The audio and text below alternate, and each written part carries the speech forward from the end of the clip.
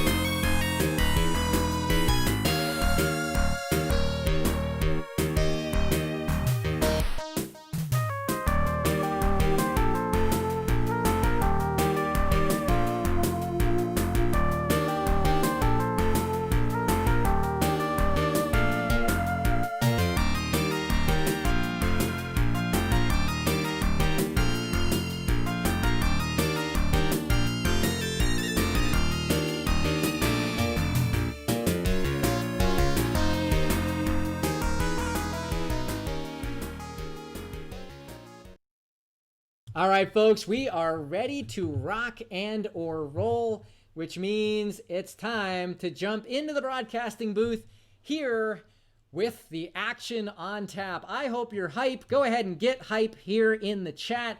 Folks, this is going to be one barn burner of a match. The barn is on fire. It is burning down. I am excited, and I hope you are too. Hi, folks. Dan Koch here.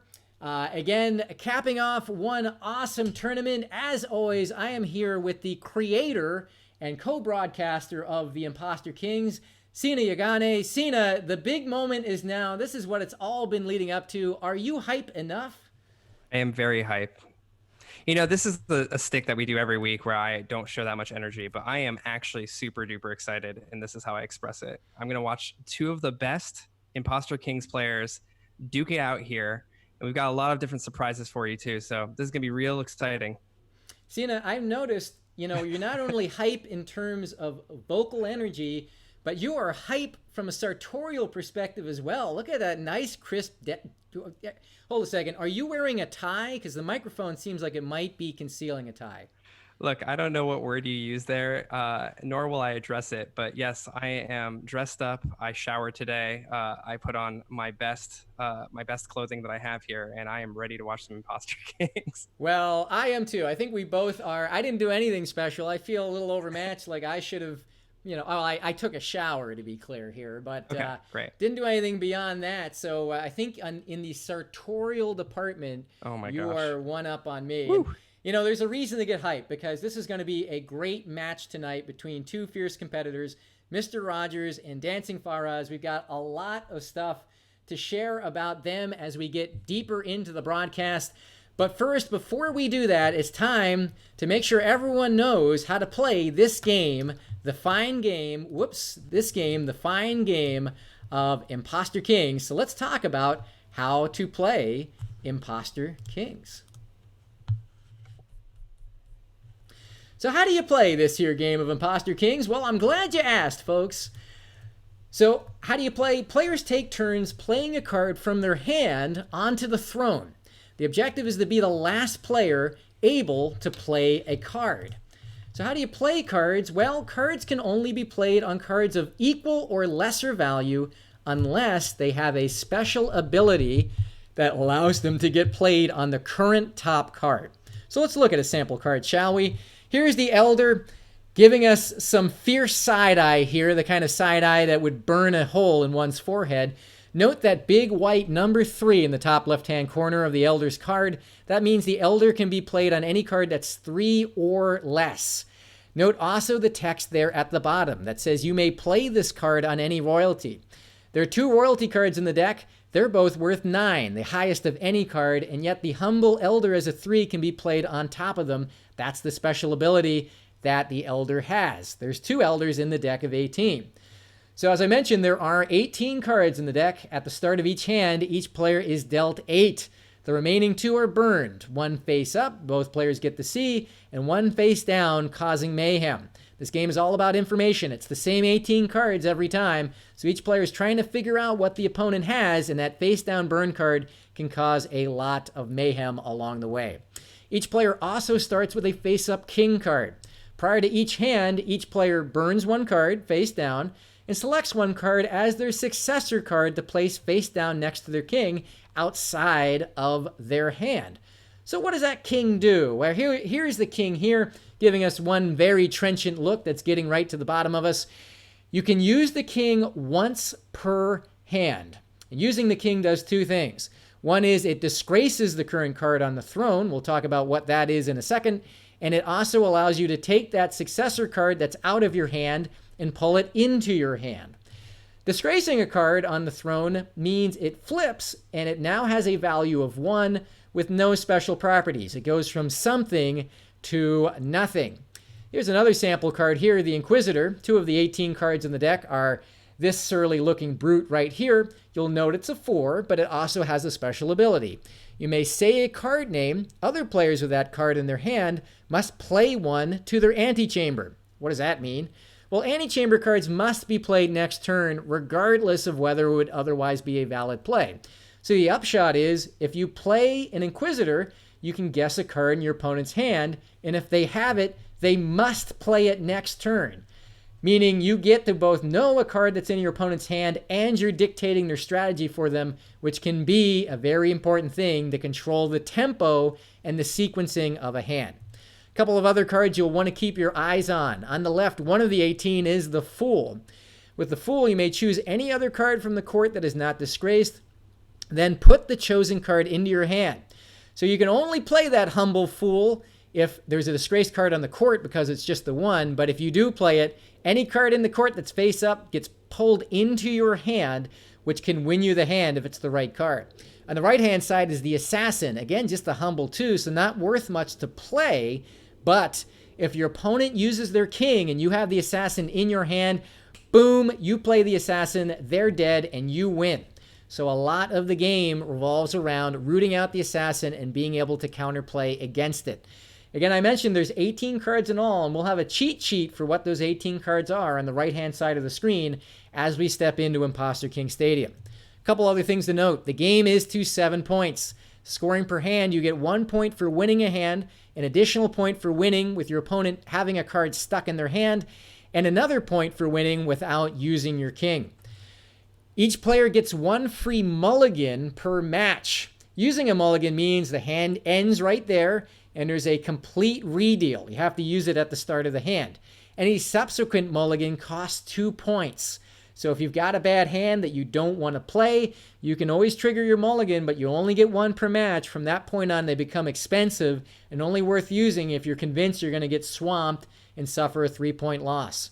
One last thing to note is that time is of the essence. Each player gets 1 minute per turn, and they get 2 turns in which they can exceed 1 minute. If they use up more than 2 of those extra time hands per turn, then they're going to forfeit the hand for a 3-point loss. So keep an eye on that clock as well. And thinking is important, so you'll want to be very careful about managing your time. So there you have it. That's how you play this game. Let's jump back into the broadcast booth to talk about our competitors tonight. Sina, we mentioned that there are 2 very fierce competitors here tonight. I know that they are feeling a lot of anxiety, a lot of pressure. They both had a very different route to the finals tonight. What do you think about these 2? Well, we have Mr. Rogers, who was our winner's champion. He fought DancingFaraz in the winner's final, knocked DancingFaraz down with the first 9-0 victory. But since then, DancingFaraz has seemed to have changed his tact a little bit. He does play slow and methodically, as we saw with the couple of time warnings that we saw yesterday. But when he does have the time, he does make the plays. And so I'm curious to see if he's able to adjust in order to end the pressure, because there's quite a lot of pressure when you're actually playing the game, to be able to topple Mr. Rogers not only once, but he has to win twice as he's coming from the loser's bracket. That's right. The pressure will be there. We've seen a lot of players feeling the pressure on the way to the finals tonight. And the finals pressure, we've got the biggest crowd. We've got the most on the line, and we've got the pride of being the inaugural Imposter Kings champion in play. Will no doubt be a factor here tonight. Absolutely. So let's go ahead and take a look. I think we got the route to the finals for DancingFaraz. All right, let's watch what the route to the finals was like with this sizzling sizzle reel talking about DancingFaraz's road to the finals here tonight.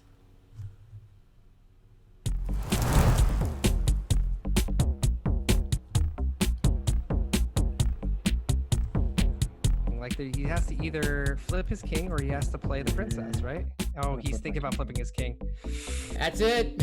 And that's all it wrote. Yeah. And he flicks it straight into his arms too, just like that. Straight from one hand into the other. And you can hear the Sasuke fans in the background here. They're really not having a good time with That's right, Sasuke fans really had it.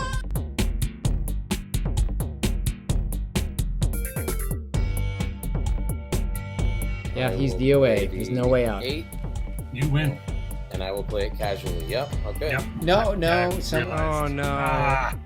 I have to just check the rule book here. He doesn't have a valid play. He can concede if he wants. So it looks like the decision is to concede or allow Juno Balls to concede as if he did not have a valid move. Games all around. Well played to Juno Balls for the good fight here tonight, and congratulations to DancingFaraz taking it 7-2.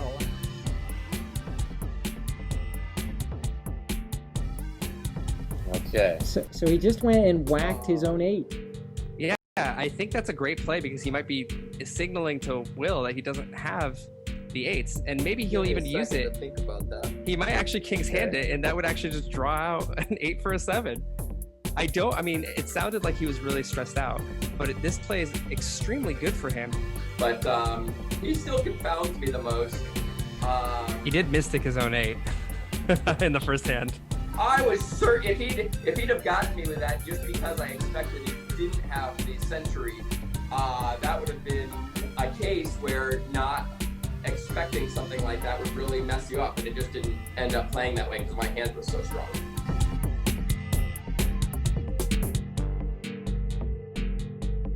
Got me. There it is. It's over. DancingFaraz, a 2-point victory over Shane in hand number 9. Oh my gosh. Very, very well done. 7-6. A barn burner. Holy. Takes it 7-6 after 9 hands, both mulligans, a time penalty, and everything you could possibly see in a stadium you found here.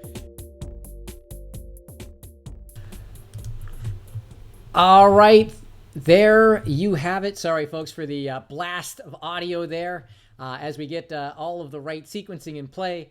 Holy smokes, what an exciting road to get to this point. You've got to say, for Faraz, it's been a winding road indeed. The one speed bump in the road was provided by the other finalist tonight, Mr. Rogers. How much do you think that's going to affect him tonight? Yeah, I mean, I think that DancingFaraz is one of those players who gets better over time. And so the more practice he's getting, I feel almost like going into the loser's bracket gives him more time to prep for this match. And so I think as long as he can avoid the time warnings that we saw last night, I think that he is going to be able to be successful at potentially taking one of these matches.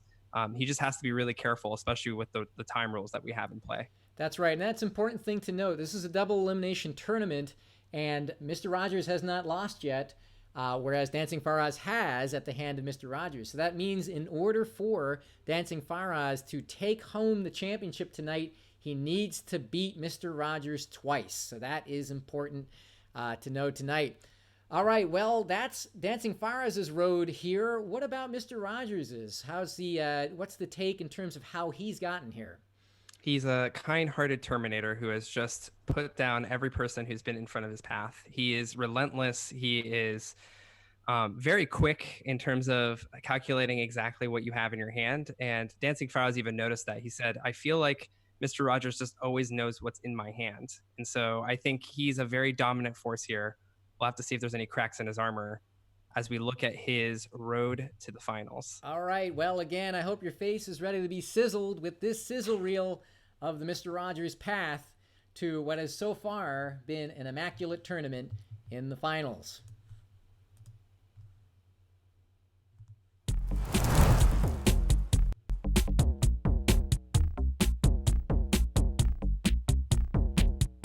Your shot. Mr. Rogers. There you go. Oh, wow. Okay. This forces him to do that. Please don't have the king's hand. God. Yeah, that was a fun game. Mr. Rogers is having fun. Yeah, I know. One side was having a lot of fun. That was a 2-point hand, and congratulations to Mr. Rogers. Okay, I think I am going to... He's going to start powering through here. You think he's going to do the assassin swap? Oof. And, If he does it, that's a... ability Yeah, I was going to say, take he has to do it the because of the assassin Oathbound full in combo could pick up return the for assassin. a judge. Whoa. What's the hesitation? Does he now I know? will king's Okay. hand There it is, yep. Oh. Yeah. Okay. Look, so your card goes away, then my card goes away, and it's your turn on an open board. That's exactly what happens. Yeah, not a good thing for Master X Can I there. just, like, not flip my king? Will, again, superbly played tonight. Congratulations again for some truly excellent play. You definitely have earned your way into the next upper bracket game. You're the man to watch through all this. Dare I say, perhaps the favorite. And we'll see and be rooting for you in your next match.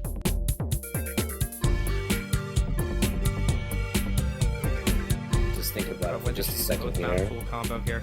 He's at least going to bring it down to at least 2 points because Mr. Rogers is going to have to flip Okay, eventually. I think I will flip my king. Uh-oh. Oh, he didn't respect the I will assassin. assassinate. Oh. Okay. You win. That's right. When they say, I will assassinate, and you do not have the king's hand, then the only response is, well, I guess I will die. Again, a tough night tonight. Mr. Rogers, everything seemed to break his way. Any lessons you're taking from this match into your trip into the lower bracket? Yeah, don't play Mr. Rogers again. In 2 matches that they have to win in order to climb that mountain. And I think it's going to be really great to see what kind of strategies people are going to pull out for the grand finals.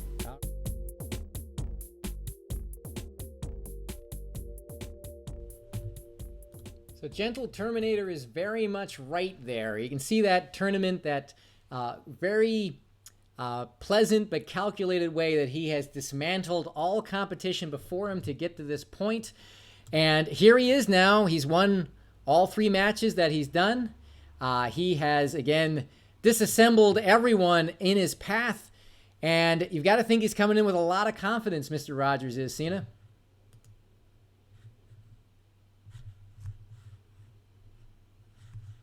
I'm sorry, that's my fault. Yeah, I think he does. I think he's going to be coming in with a lot of game knowledge, and he was able to understand all of his opponents. We'll see if he's still able to guess all of DancingFaraz's cards in his hand, or if DancingFaraz has finally put up that wall of I guess, as he said in the sizzle reel for DancingFaraz, he sometimes confounds him, and I wonder if he's going to use that to his advantage here. That's right. DancingFaraz is not a by-the-book player, and he is a player that studies every single one of his competitors very carefully and studies the game tape. All of these matches have been recorded. They're all online. They're all on YouTube, and we know that DancingFaraz not only watches them, but studies them. And that's a study promo right there, just a subtle promo saying that we have all the videos available, including the ones you just saw on YouTube. So that's right. Well, again, DancingFaraz has availed himself of that opportunity. He studied the game tape, including of his own previous drubbing at Mr. Rogers' hand. So he's going to come in prepared. He definitely will play differently than what we saw in his first match. And I think it's going to be a real barn burner tonight, not to abuse Oh that my term. goodness. That's like 3 times now.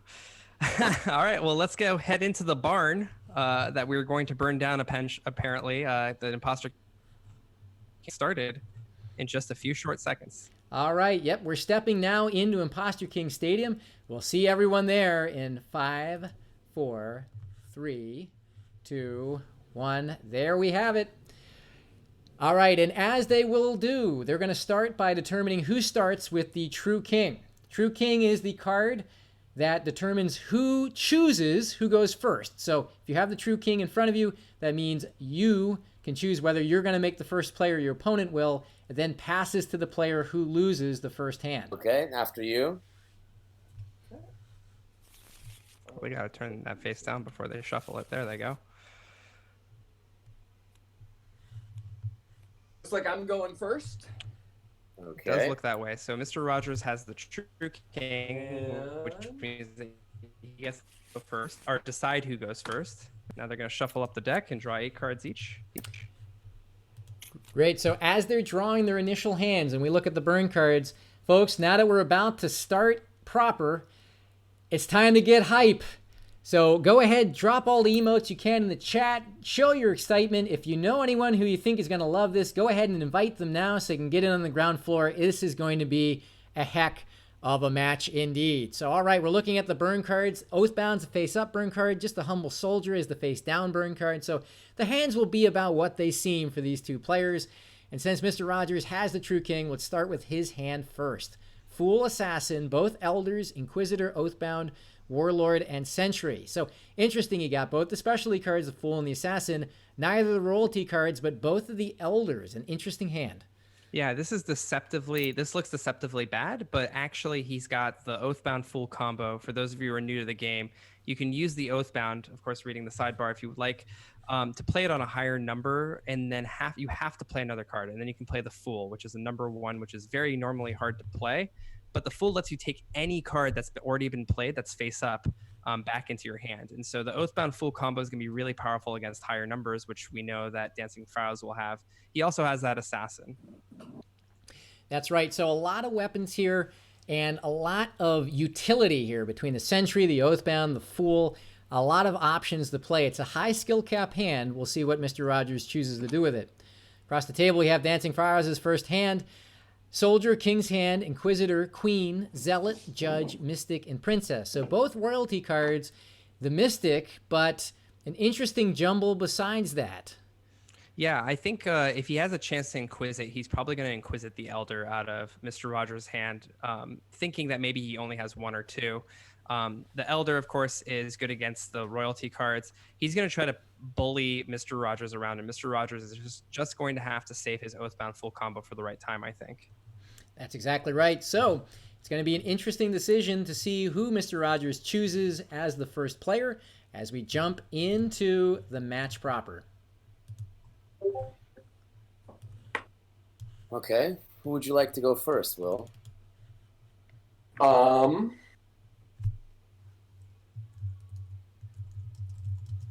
That is going to be me on this hand. Okay. Sounds good. I think that's probably right, given the fact that he probably knows that he has the Inquisitors and the Soldiers in the other side too. So right now both players are going to put down 1 card that they're going to throw away from the game and 1 card that they're going to put face down as their successor, which they'll get if they flip their king.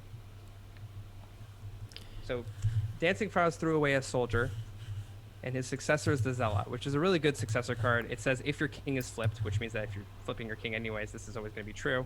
You can play this card on any non-royalty card. On the other side, Mr. Rogers decided to hide his Assassin here. Good to prevent it from being pulled out from the Inquisitor. And now he's just deciding here on his throwaway card.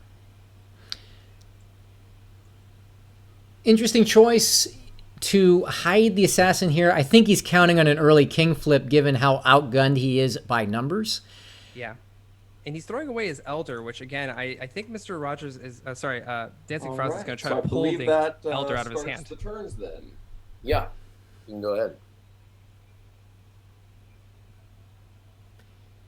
So standard play here, I bet he's going to throw out the Inquisitor here, and he can guess any card in DancingFaraz's hand. If he guesses correctly, DancingFaraz has to play that card.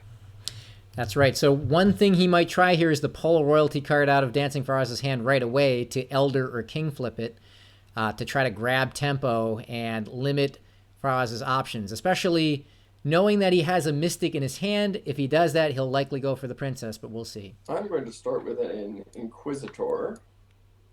Okay. And I'm going to ask, do you have the King's Hand? Ooh, pulls the King's hand. Indeed, I do have. This is signaling that he King's kept the assassin usually, because Right. the King's hand can stop the assassin. Let's see that. That's right. The King's Hand is a counterspell card. In addition to being a Let's see strong here. 8, you can use Just the thinking King's if I Hand want to King's Hand that Inquisitor. as far as That's is a fair choice. considering right now, for example, the Inquisitor's action can be yeah. counterspelled with the King's Hand. I wouldn't do that though, because then he's just giving the initiative back on the board.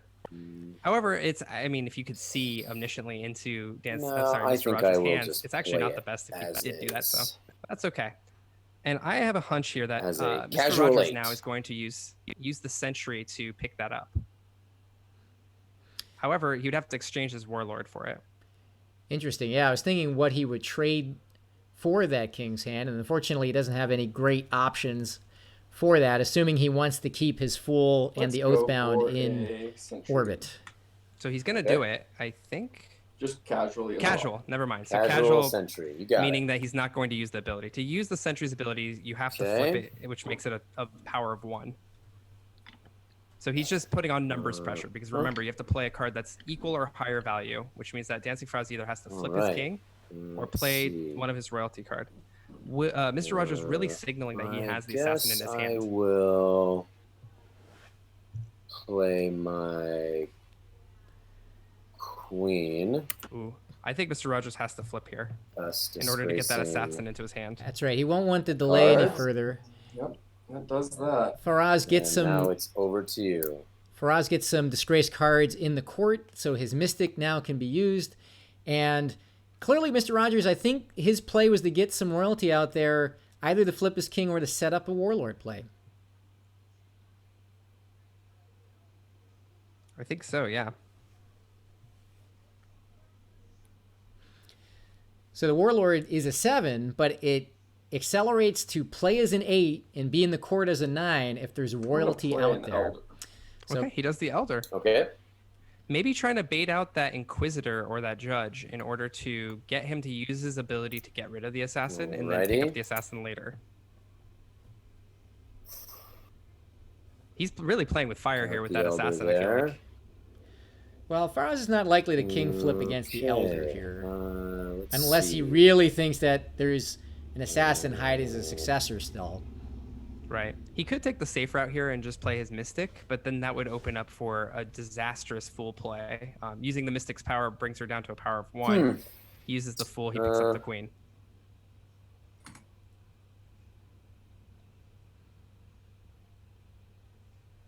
I am going to play.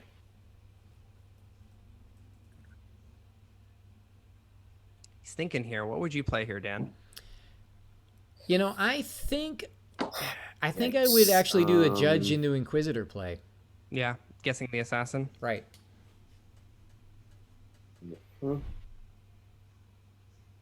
Okay, I will play my Judge.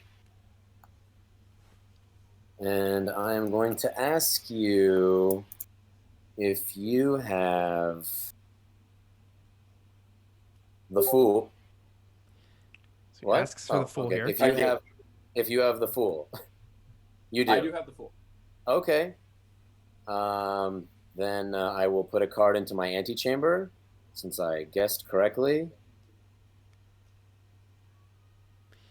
I think you flip here, right? Well, this is dangerous because if you flip, then Faraz is Oh, the Inquisitor's coming out, yeah. Exactly. So I think actually you play your. Oh, this is painful, but I Yeah, think you it's might real play your painful. Warlord even though it gets wasted.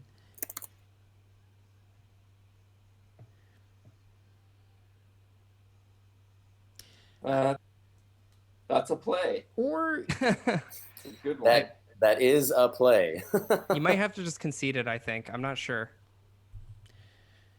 I mean, he could, knowing that Faraz likely still has the Mystic, to just play a business casual Oathbound, thinking you'll still get a shot at playing the Fool When he uses later the on. Mystic. Yeah. So business casual, again, we refer to a business casual card. That's just It's just Imposter gonna take King me slang for playing a card a just little for its bit number here to- without using its That's okay. ability. Take your time. Take your time.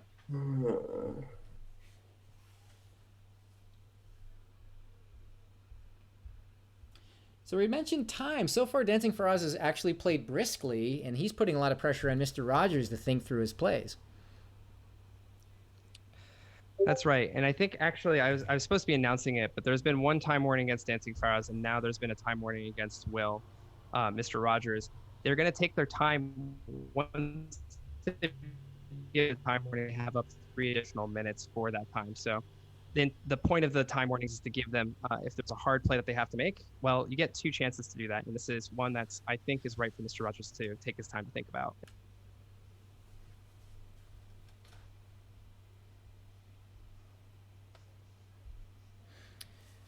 Yeah, this is a pivotal move. And he's got 3 potential plays. He can play his Oathbound just as a 6. He can play his Warlord as an 8 that becomes a 9, because again, the royalty is face up in the crown or the throne, and he can flip his king. Yeah, and of course, whatever he plays, the That Inquisitor was is a going to good be played move over there. it, Okay, I think no matter I'm what. going to king flip. So he does the king flip Okay. here. And let's see So then this if is this. Faraz And then uses... you are play that on Inquisitor Alright. on an open board. Right, but since the card was in my antechamber, I have to play it on this turn. That's correct. In which case, I will play the Inquisitor, and I will inquisit as to whether you have the Assassin. There it is. I do indeed, and it comes out, and we'll go right on there. So Faraz Okie played dokie. that exquisitely. That's right. Really All impressive right. play from him, and a really good example of how you could use the judge effectively. I know there's been a lot of jokes about Okay. people not using the judge effectively. That's one use case where it was just spot on. So now DancingFaraz has 3 options here. He can safely flip his king. He can play his Mystic for its power. He can play his Mystics just as a 7, or he can play the Princess. I think he wants to save that Princess for that swap at the end. I am going to play my Mystic, You think he'll use his ability and here? I will... Oh, it's a mistake if anything, unless he's he's gonna be wiping the for the- Fool. Yeah. I will That's right. use her ability to all number 1s. The Fool will now have no power and are considered a value of 3. So that's exactly what he does. Well, then I will go ahead and play a. Let me think about that. Actually, He was quick to try to get rid of his Fool.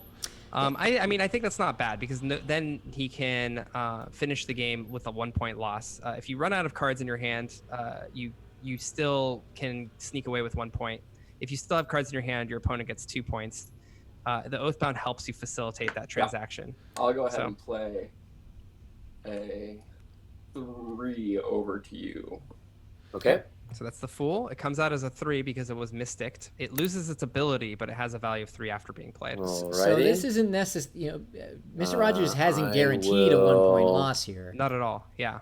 He still can be maneuvered by his opponents to ensure 2 points over to DancingFaraz. This is exactly what DancingFaraz needs to do. In that case, I will... I think he feels like he needs to flip. Okay, never mind. I was Play going to my say, because he princess. can then force a swap. But now, since he Oh. has no cards in Oh. his hand, he can't force the swap. Yeah, this is actually unfortunate. He's Okay, trying thank for you. a 3-point play, but this is actually going to get him only 1 point when he could and have I had will, 2. I obviously can't use her ability because I have no cards to This is swap still 2 with, points, so, actually. He hasn't flipped the his board king is yet. yours. But he will need to as his final play. Oh, that's true. That's true. You're right. So Mr. Rogers only has one play available to him, and it's going to be the play to or only make him lose 1 point. DancingFaraz starting off real strong, getting 1 point here. I shall. Don't have much of a choice. I will put an Oathbound down to disgrace the princess. Okay. And play a Warlord on top of it. Okay. And I have no cards at this point, so I will simply flip my king and good game. Good job. and That's good really game, all there is and to I it. have to put down, or that's it, right? That's it. That's it. It's one- Your it's- king flip was your turn, so now my turn is out. Okay. And it's 1 point to me? That's right. That's And right. good- First blood goes to DancingFaraz, taking the first hand 1-zip. So he'll start after hand number 1 up 1-0. Exactly the good start he needed to have. Already gotten more points on the board than in his first match with Mr. Rogers. And that was a brilliantly played hand there by DancingFaraz and an exquisite example of high-level Imposter Kings play on both sides. Yeah, absolutely. I honestly, that judge saved him and got him that point. I thought otherwise he might have actually been able to lose that hand. And I think the judge really forced Mr. Rogers' hand there. All right, well, so the true king will stay on Mr. Rogers' side, having lost the first hand. We'll see what they've been dealt, and this is going to be an intriguing hand of offense and defense, given what it appears they've gotten. The face-up burn card is the soldier. The face-down burn card is one of the 2 inquisitors. So, all right. Going over to Mr. Rogers' hand. Sorry about that, Tina. No, jinx. So, taking a look, it is an intriguing hand in the sense that it's very survivable, but it's missing the specialty card. Zealot, Elder, Inquisitor, both Oathbounds, Warlord, Mystic, and King's hand. So, usually hands that are marooned in the middle of the number spectrum aren't great, but this one actually, by that standard, has some interesting options. Yeah, I think you call it the barbell. Luckily, it's not sometimes what you have, but it's what your opponent doesn't have. And so now, Mr. Rogers knows that DancingFaraz will not have an Oathbound, meaning that he cannot have an Oathbound full combo. He also has the Mystic, which is really powerful in the right hands. Not sure what he'll hit with it, but it's a very powerful card in general. Interesting. So speaking of what's in your opponent's hand, here is DancingFaraz's hand. Soldier, both royalty again. Elder, Judge, Sentry, Assassin, and Fool. So both the specialty cards, both the royalty cards, not much in the middle. Nothing in the middle, really, other than the soldiers. So he'll want to go first if he could. Of course, it's up to Mr. Rogers who determines that, because he's got what I call the battery, which is the Judge. If you guess correctly, you're allowed to put any card into your antechamber. You can throw out the soldier. It just puts a lot of number pressure with low cards. So we'll see what he's going to do with this hand. I wonder if he's going to keep the Fool. That's my biggest question. Interesting. And if he does, he gives him an opportunity to sing his favorite song by Galantis. That's right. The first Galantis singing of tonight. So, all right, let's see what Mr. Rogers chooses. Me again. He'll go first. Okay. I just like it so much. Okay.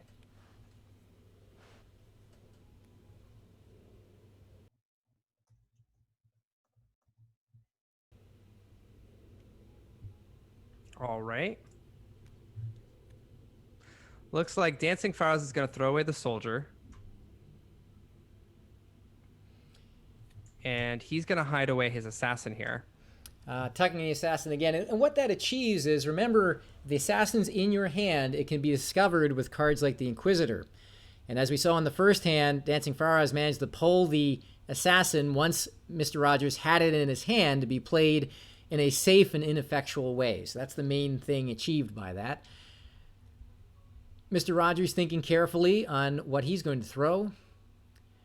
And Looks like he's throwing away one of the Oathbound, but again, he knows that DancingFaraz doesn't have that, and then he's going to go ahead and successor his Zealot. All right, so got my hand out. So give me a second to think of what I want to do to start this round off. Okay. Yeah, take your time. So he's looking at, I think he's going to throw out the Inquisitor again. DancingFaraz tending to keep his royalty in his hand, and he's hiding the assassin this time. We'll see if that helps him here. If you're Mr. Rogers, we haven't seen people do this, but no one's been really respecting the assassin early on. And Mr. Rogers has a safety net of that king's hand.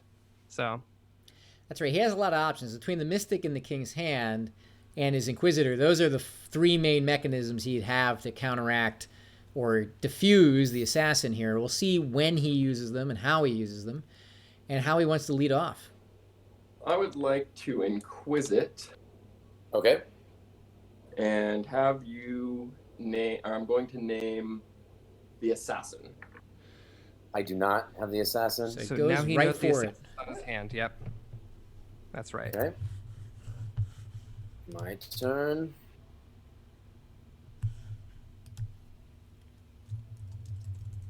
I'm going to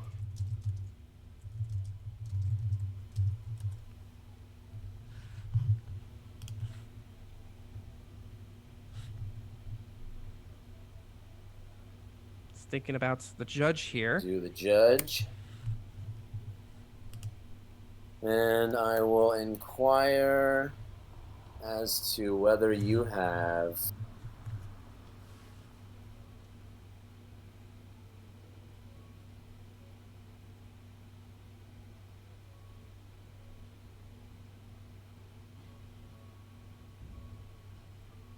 the King's Hand. Goes for the king's hand. I do indeed. He's right. You do? Awesome. All right. So let's see.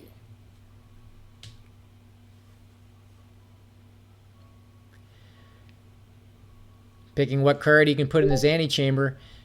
Yep. Oh, okay. So he could take his time here. He just Alrighty. received a time warning. So it's interesting, as is pointed out in chat, that feels like a bad break for Mr. Rogers, the Yeah, do you miss have a on the card you wanna place in assassin. your antechamber? Yes. I thought I had to, but I don't have to. I think it's an optional. It is. May, yes. It is optional. Oh, okay. And that's smart, Oh, yes, actually, okay. for him not to do it. You know,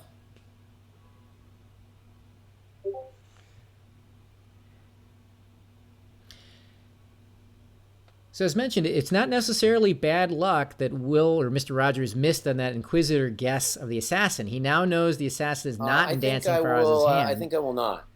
Okay. So he decided. You're gonna leave your options open, huh? I'm gonna leave my options open. Correct. So it means that Mr. Rogers could king flip now with impunity if he so desired, knowing that this is the moment and knowing that it could be Dancing Faraz's successor, thus denuding that card and leaving Faraz with a somewhat useless card tucked away. Man, that's vocabulary. Denuding. I agree with you here. I would definitely flip the king. That would just get rid of the assassin threat for the rest of the round. Because if he's already flipped his king, that assassin can't hurt him. Shaking his hand here. Actually, can I actually play a card? I'm sorry. Can I You play may. a card? Yes. Okay. That's. I may. Okay. He decides to put his elder out. I'm not sure if I agree with that. Ah, okay.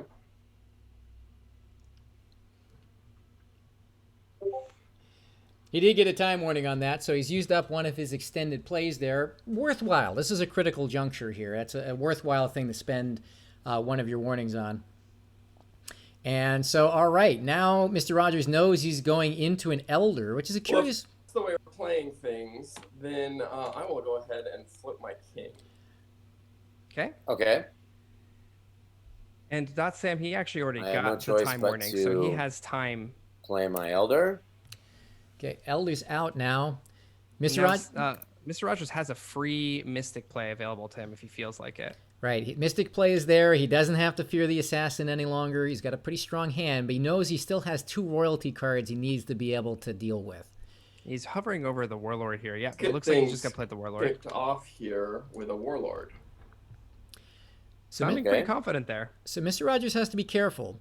He knows he has 2 royalty cards he's facing, and he only has 2 cards that are able to play on top of them, 1 Elder and 1 Oathbound.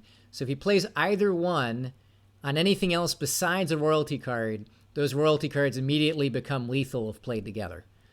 That's right. All right. Hovering over the sentry here.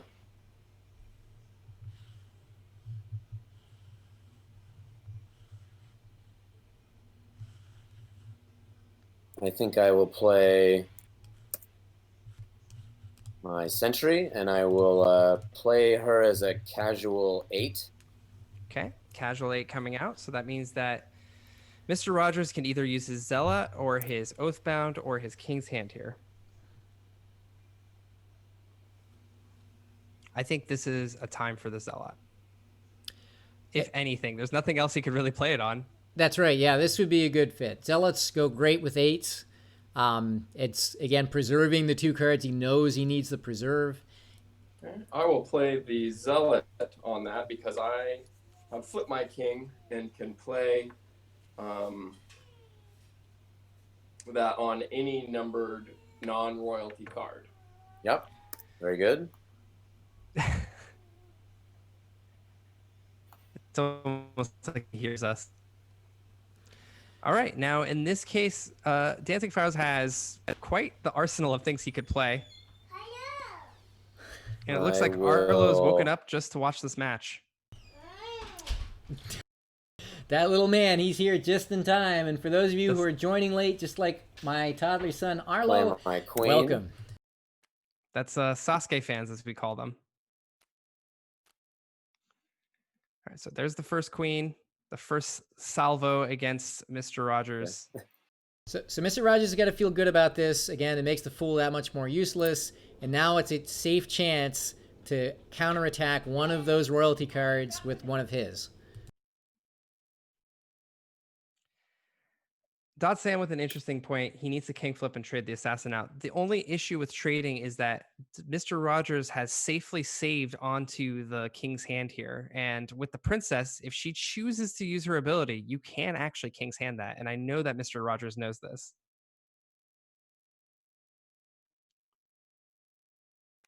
Just going to play, so decides to play the elder here. Elder on that. Okay.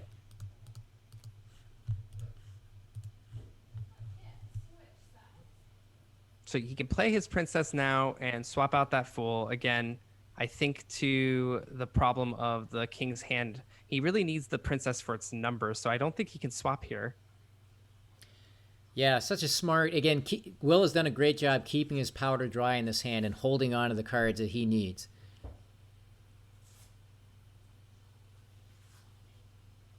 I mean, he's got 2 of the most powerful cards in his hand. He's held them for so long. And he knows that he probably has the assassin. What I will do is... I will...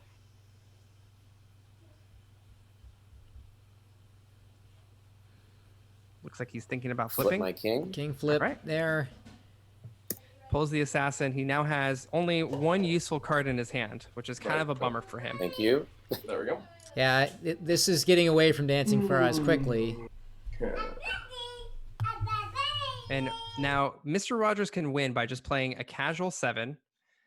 At that point, DancingFaraz will have to play his princess. If he uses the ability, Mr. Rogers can king's hand it. If he does not use the ability, he can still use the Oathbound into king's hand. So Mr. Rogers has the ability to get 2 points here if he plays correctly. Of course, as I always say, we have omniscient view here. And Arlo is correct. Having omniscient view makes it so we can call things better than the players can. That's right. So it makes it easy for us. Neither one knows what that face down card is. But I've got to think again that Mr. Rogers is looking at this and thinking, I think I've got this one. Yep. He has such good card knowledge. Interesting situation. Yeah. And he just got his first time warning there. But I mean, at this point, this is when you take the time warning. Yeah. So Okay. I think the thing that needs to happen is I'm going to play Mystic as a 7. very smart. Okay, just a straight 7. Good move. Get the numbers pressure out there, knowing that that forces the second royalty card out. That's right. And then he In that only has case, one track plan here. I will play my princess. Oh, oh. And do you want to use its ability or not? Well, Mr. Rogers knows Great exactly what's question. coming. Really great question. She's been preparing for this the entire Uh, hand. Yeah, he's been thinking about it. Yes, I would like to use her ability. Before you commit to that, I want to let you think about the fact that if you do, it does leave it vulnerable if I happen to have the king's hand. I understand. I understand. And that's why he's the gentle Terminator. He's always very clear. So, I would like to still use that ability if possible. Okay. Yep, you can. Okay. And here is the card I would like to trade with you. No, so I am going to use the king's hand. You just waited until the last minute. Okay. The princess, so the princess gets condemned. Actually, does she get condemned, or does the card I was going to give you get condemned? She No, gets the card- condemned because I'm counterspelling her.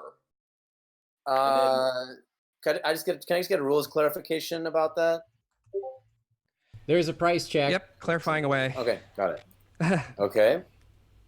So she goes away, king's hand goes away, and it's that's back the to wrong your one. turn as though we didn't do anything. Playing on that 7. Let me go ahead and fix Oops. the situation here. Okay. There we go. Well, then I can't play anything else at this point. There we go. Okay. So again, very sharp play 2 there. points to me then. And some psychological play by Mr. Rogers. You think that's psychological? You think he's playing that when he says that? I mean, do you think he would have done that if he didn't have the king's hand? Just a soldier. I think he would, actually. You know, come to think of it, I do think he would have done that even if he didn't have it. But there was just, I think, an added element of excitement about the moment there, no doubt. Yeah, absolutely. I thought that was a really good application of knowing the game rules. He's done this multiple times throughout the tournament, and man, that was a close one. But at the end of the day, Mr. Rogers is going to pull it out.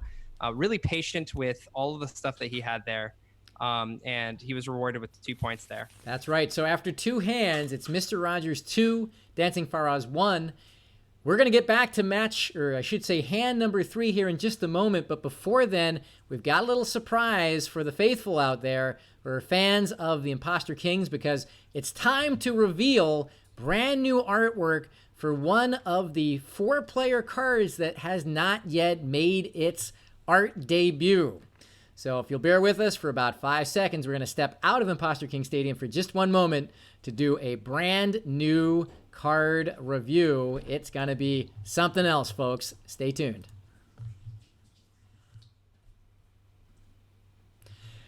There it is, folks. Meet the one, the only, the Executioner. Look at that creepy guy right there getting ready to condemn some cards in the 3- and 4-player game. Yep. So I know a lot of people really love the art style here, so I just wanted to share some of the stuff we've been working on. He is obviously, you'd imagine as an executioner in medieval times, there'd be an axe involved. With this guy, he is just straight needles. And actually, I'm not sure, Dan, do you have both versions of the card? I sure do. I set him up so you can see him eye you up in the creepiest way possible. That's right. And so both when there's multiple versions of a card, we usually have 2 different ways, and it's supposed to show the same character, but kind of in motion. His base version is where he's looking down and he's got a bunch of needles and his bottle is somewhat full. When he goes to his other version, he's staring straight at you. And if you notice, some of his needles are actually gone, which implies something that makes you kind of feel uncomfortable if you're looking into his eyes. So the executioner, the way that he does his duty is he uses the needles in order to execute or condemn people in the game. And he's a very powerful very powerful counterpart to the Inquisitor. Whereas the Inquisitor tells your opponent, hey, you have to play this card. The executioner, including cards in your own hand, condemns them, which means that they're basically removed from the game. So he's a very dangerous card, can only be played on the highest number that has been played in the court, which means 4 or less if you just play him by himself, or anything higher if there are previous cards. And yeah, he's really fun to play with in the 3- and 4-player version. That's right. You can cause a lot of mayhem with this card. It's very satisfying when you can pull it off knowing you're hitting your opponents in the 4-player game, but not your teammate and yourself. And again, it's just part of, again, the excitement of hand knowledge and discovery that's such a part of the rich tapestry of this game. So again, I love the art. It is creepy as anything, especially, and I'm going to do it one more time. Trigger warning, folks. So everyone, share your energy, put out all your emotes, and thank Mike Draws Dota, who I know is in the chat right now, for his fantastic artwork. And we've got about 6 more pieces of art, 6 more cards for the Kickstarter version of the game that's still coming out. So we'll be sure to share them on the Kickstarter for those who are interested. That's right. Mike Draws Dota. What beautiful art for this game. I'm so glad we get the Revel in it as part of this tournament. So glad to see those other cards coming up. And on that note, let's step back into the stadium for hand number 3. See everyone there in a moment. So, okay, we're stepping in now. Again, Mr. Rogers up 2-1 after 2 hands. The True King passes the DancingFaraz. First, let's look at the burn cards. Face up burn is the Inquisitor. Face down burn is the Fool. Interesting. That will cause some mayhem. It sure is. And I'll tell you why when we get to Mr. Rogers' hand. But first, let's get to DancingFaraz's hand here. So again, got that barbell color that you're talking about. Yeah.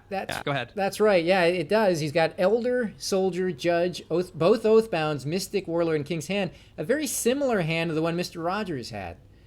Yeah, absolutely. And Mr. Rogers was able to bring it down to a 1-point hand, which is kind of true when you have the Oathbounds. Mr. Rogers also does not have the Mystic or the King's hand. So there's not very many cards to stop him from moving to a 1-point losing hand. However, he might want to try to see if he can actually squeeze out a victory here. The thing is that when we go over to Mr. Rogers' hands, he doesn't see this the Fool, and the Fool's the face down card, which is going to be a huge bummer for him because he's going to be expecting that there's going to be an Oathbound Fool combo. Lucky for him, he doesn't have that many things to counter it if he did want to try to counter it. Otherwise, he would have had to like burn a Mystic or something trying to counter it. So we'll see what he's going to do here. He's got a very high-end hand and a barbell hand on the bottom. He's got the Assassin Pressure and some numbers. So that's right. This is a strong hand, but it'll be interesting to see how thinking the Fool's in DancingFaraz's hand influences his play. And we'll see what Faraz chooses to do in terms of who goes first. All right. I will go first. Oh. Flip this king. First move of the game. Just kidding. So he decides to go first.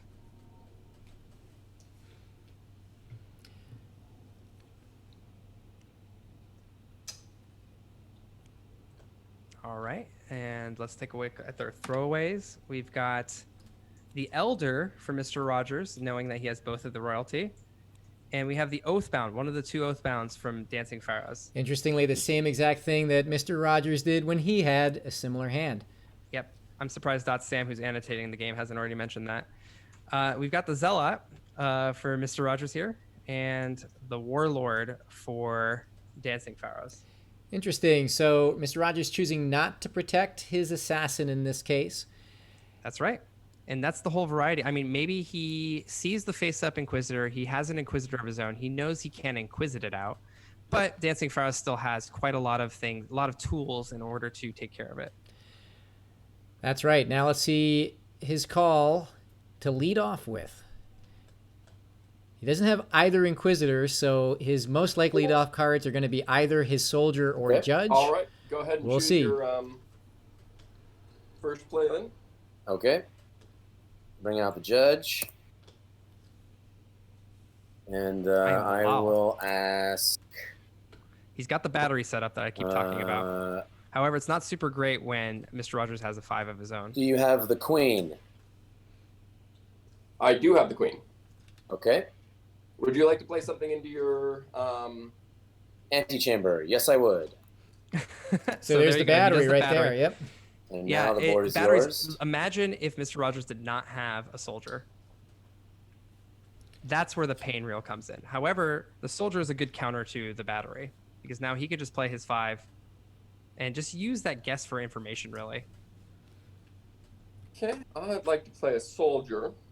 Okay. But give me a second here to think about your hand. Well, he gets Okay. exactly a minute, actually. So So interesting. So guesses with the soldier can fall into two categories. There's guesses for real information, and then there's guesses to make sure you're right so you can make the soldier a 7 and start to disgrace cards. In a case like this, if you're Mr. Rogers, are you more So, concerned on being the right 7 or in buff getting on information? this, and the Oh, getting disgrace are information. things I don't want to do. because he So doesn't the want to only disgrace benefit anything. I get out of this is asking for information. That's exactly right. Because it doesn't matter if he guesses right or not for the Do value. you have the assassin? Oh, I do not have the assassin. He is doing the bluff. He has the assassin in his hand, so he's So that using soldier this. remains a 5. He's and using I it to have bluff. to play. Well, since soldier, he didn't need to be which, right, might now as I well will use ask, it for do the you most have- you can. It's great. He can counter here with the assassin guess if he wants, or you can just hold on to that king's hand. Do you have the queen? I've He got the guesses correctly again. Okay. So he already guessed the queen. So there, the Faraz soldier is is now a definitely 7. making sure that that was a 7 there, and he's going to want to use the And, disgracing power. I think I would like to disgrace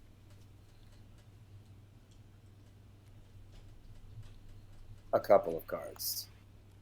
Now, if I disgrace the soldier as well, is it still a 7 or it's a 1 again? Goes to a 1. Goes to a 1. Okay, then I'll just leave that as a 7.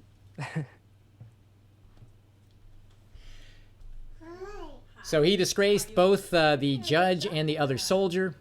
And the reason why he did that is, one is he doesn't know if the fool's out there or not, although those aren't great fool pickups. He's got the mystic, and he needs a disgraced card in court to use his mystic. Now it's set up. Right. And I think what Mr. Rogers is worried about here is, again, the Oathbound Fool combo. He does not know that he doesn't have the Oathbound Fool combo. There's nothing super disastrous if he was to play high right now, because when you do the Oathbound Fool combo, you disgrace the card that was just played. So Mr. Rogers could just play a high card right here. What I would really like, actually, is just Got dropping that that sentry and hoping that he before plays you the king's can hand.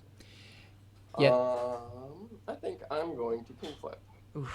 Okay. I think he's playing really conservatively here. He could have potentially gone for a 3-point hand, but he decided to king flip. Sounds good. By flipping your king, you lose 1 potential victory point. That's interesting. It also telegraphs the Faraz that It's on me now, yes? Mm-hmm. he does have the Okey assassin. dokey. The assassin's not the face down burn. Correct. Or, it doesn't telegraph. I mean, it does somewhat, but I would be All okay right. if I was Mr. Rogers if he uses the mystic on the 2s right now. What he's got to worry about here is making sure that DancingFaraz Okay. doesn't get away with a 1 So I was point looking loss. at the Discord. I will play. Oh, well, he just got rid My of the thing that would have helped him Oathbound there. And now Mr. Rogers as a knows he doesn't have casual the fool. 6. Well, he Oh, doesn't. no. Yeah, because there were 2 oathbound. And Mr. Rogers had neither oathbound. So he Oh, that's right. That's right. He threw away one of the Oathbounds. Folks, this is why I have Dan here to keep me straight on understanding what cards are being played. I quite make a lot plenty to of think about mistakes. here. If I had a nickel for every time I thought the Sentry could pick up a royalty card, I'd have 20 cents so far this tournament.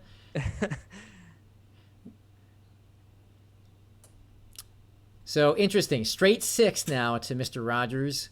He's Of got course, the Imposter King's wife now saying, "This is why you always lose to your wife, Sina." Wow. The searing burn coming from the chat. So Mr. Rogers has been really zealously guarding his 2 royalty cards. And with that Oathbound hitting the table, he knows Faraz might still have 2 countermeasures against the royalty cards. He might have, That's right. the other Oathbound and at least 1 Elder.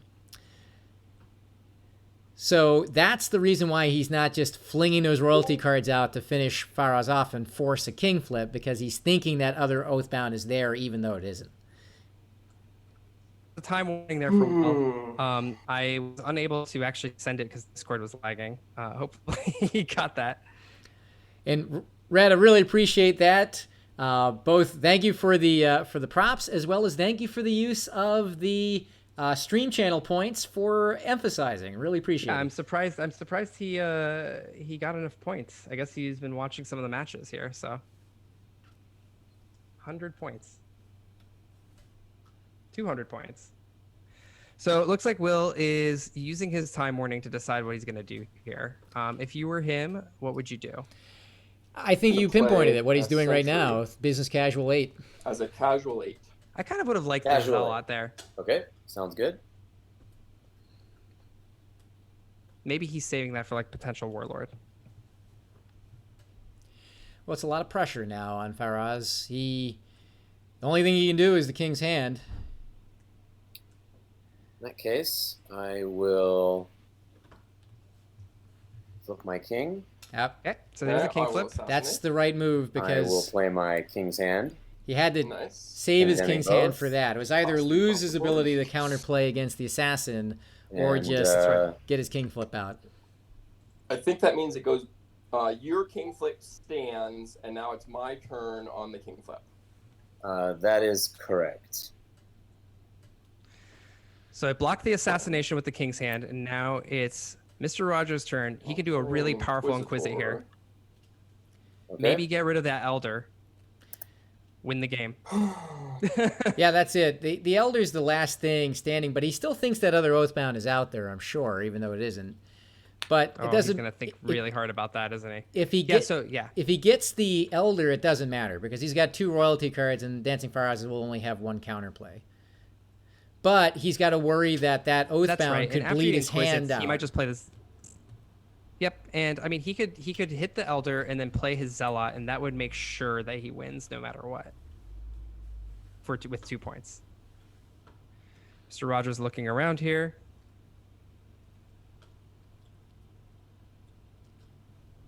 You have Oathbound. I do not have an Oathbound. So Mr. Rogers confirming his suspicions or confirming the fact that he's thought that Oathbound was in Faraz's hand the whole time. Your turn. And- Now it is my turn, yes. And that is smart. So now he is all but guaranteed those 2 points. Now knowing that the Oathbound's not in his hand, he has to play one of his. Will play. As long as he doesn't play Zealot, basically. My Mystic.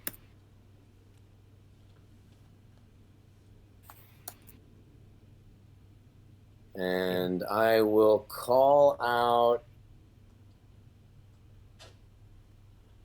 Nothing he can really call out here that will save him. Old Bacon Eater wanting to bend the rules to make the Mystic be able to choose the number 9, which, of course, it can only choose between 1 and 8. You know, Sina, sorry to cut you off. I want to do this to butter you up a little bit. It's one of those delicate things. The fact that Mystic can only do 1 to 8. I will just leave it as a casual 7. But it's one of those things that's so important and so delicate for the balance of the game. It's very smart. No, we'll do everything with a value of. Time warning given to DancingFaraz, but it doesn't really matter much here. He can take as long as he wants.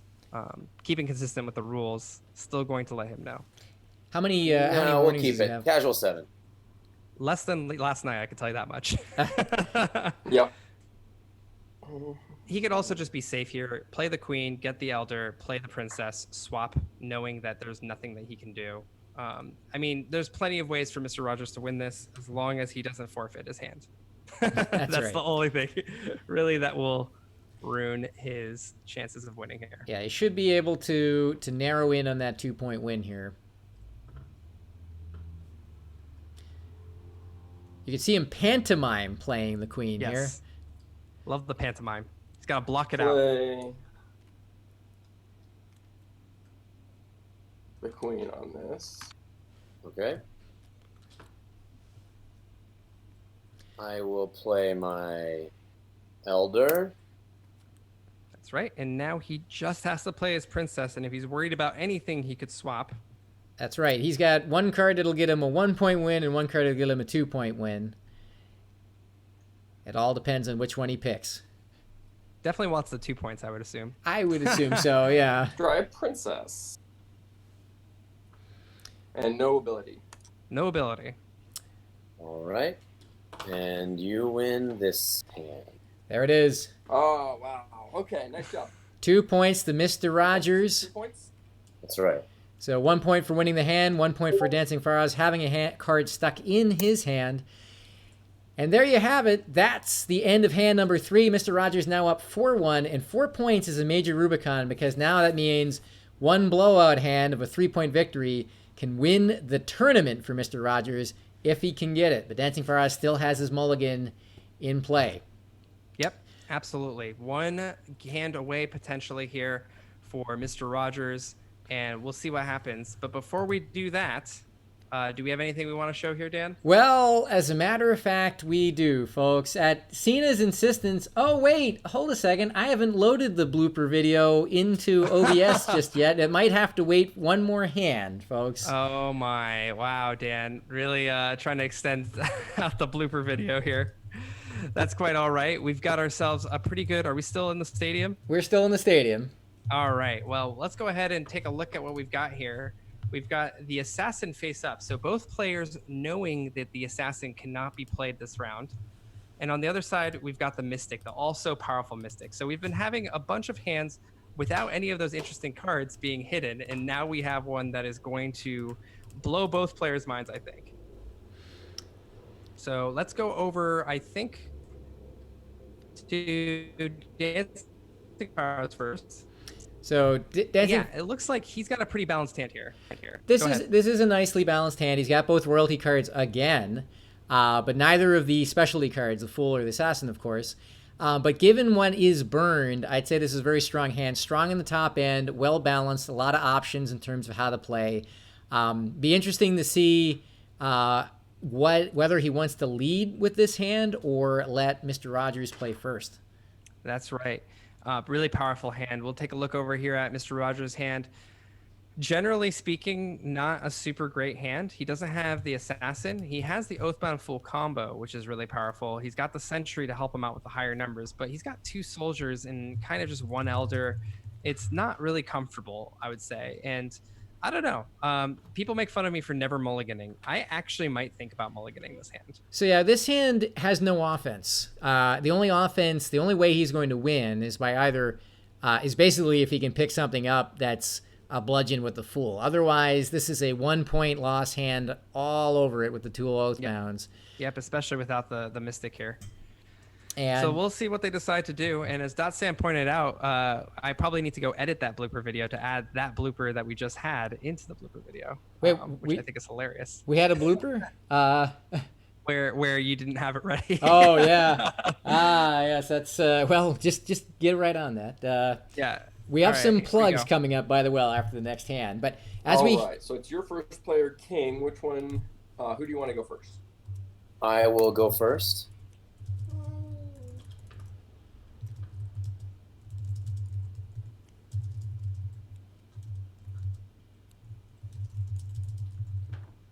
All right.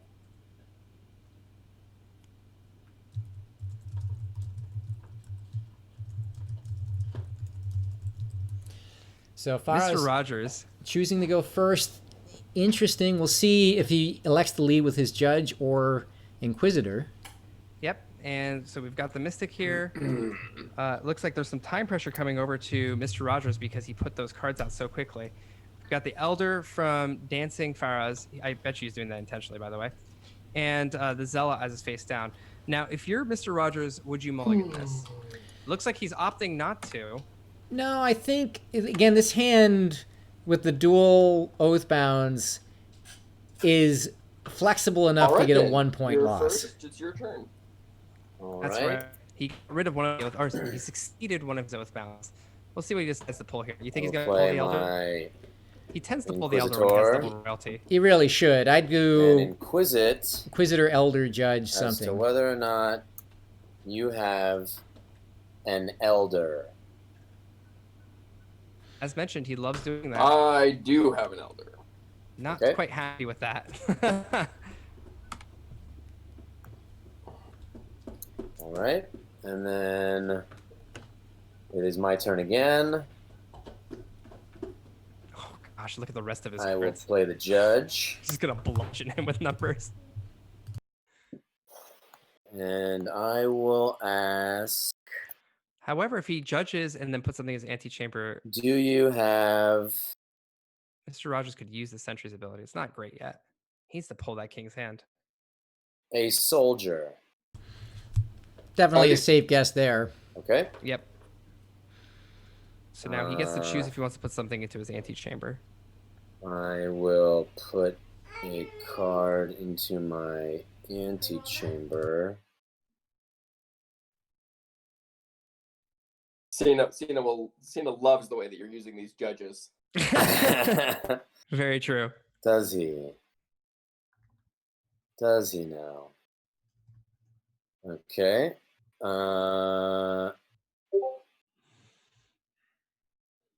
Okay. Actually, I'm not going to put a card into my antechamber.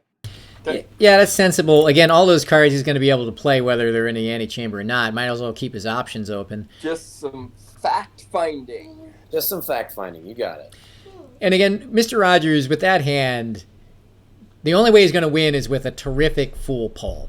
Otherwise, his main mission is make it a 1-point loss instead of a 2 or 3-point loss, and that's well, it. I'm going to go ahead and play. Agreed. a I think I would have soldier. liked it You if didn't DancingFaraz how actually I put used something that, down. King flip to nullify. Because then he couldn't use this antechamber soldier. card in the last game, did you? Didn't give you a chance to play the fool on the one card by flipping my king. You mean when you use the king's hand to nullify?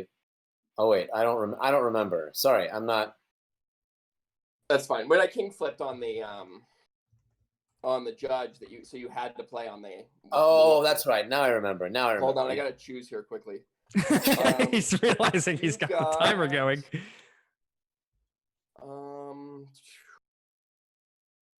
You got the king's hand, right? I do have the king's hand. Great. Good to know. That's a 7. Cool.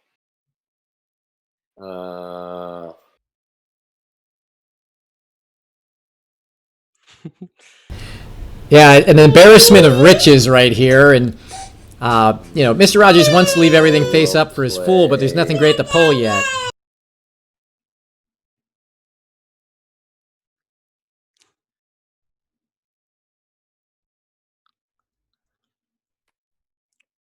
All right. My warlord.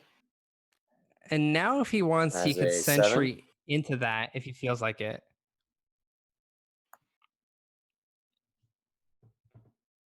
Problem is, it doesn't really improve his position because he's giving up his one offensive card to get a... That's right. Yeah. Yeah, I mean, this is not great, but he wants to hold as long as possible. Now, the real dagger in Mr. Rogers' hand would be DancingFaraz using that queen effectively, because that queen will disgrace every card in the court, and then the fool is just useless at that point. That's until right. there's more cards I populated. that, didn't I? That's right. I mean, Mr. Rogers is relying on, can I get something out of this that gives me a dagger that I don't have? Whether it's from, Oathbound Fool play or the Sentry. If he can't get anything good, then he's cooked. That's right. There's a risk of even just playing the Sentry because you want him to play another card, but he could just play the Queen, and that just dashes all of your hope. Man, he really wishes he had that Elder in his hand. Maybe swap out for that Inquisitor? No, sorry. Swap that Inquisitor for the Elder using the Sentry? That'd be an interesting decision there.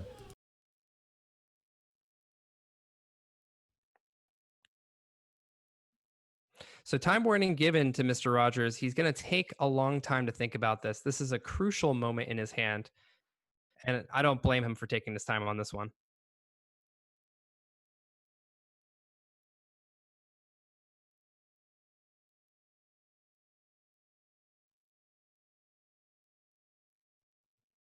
We are just seeing, man, these hands have been really good. I have to say, it does not feel like a 4-point game. It feels like honestly, it sounds like both of them should have 6 points by now with how they've been playing. Yeah, I mean, it's been superb play. There have been no blunders. There have been absolutely no blunders, even from our omniscient perspective. I'm going to play Sentry. Okay. And I'm going to use its ability to pick up the Warlord. So he goes with the Warlord pickup. And in he's exchange for. Nope. well, I Lots to would think about it. You know, again, most likely Dancing Faraz not has the stuff you Inquisitor? don't want him to play. I mean, I'm none of it thinking is good. Okay. About it.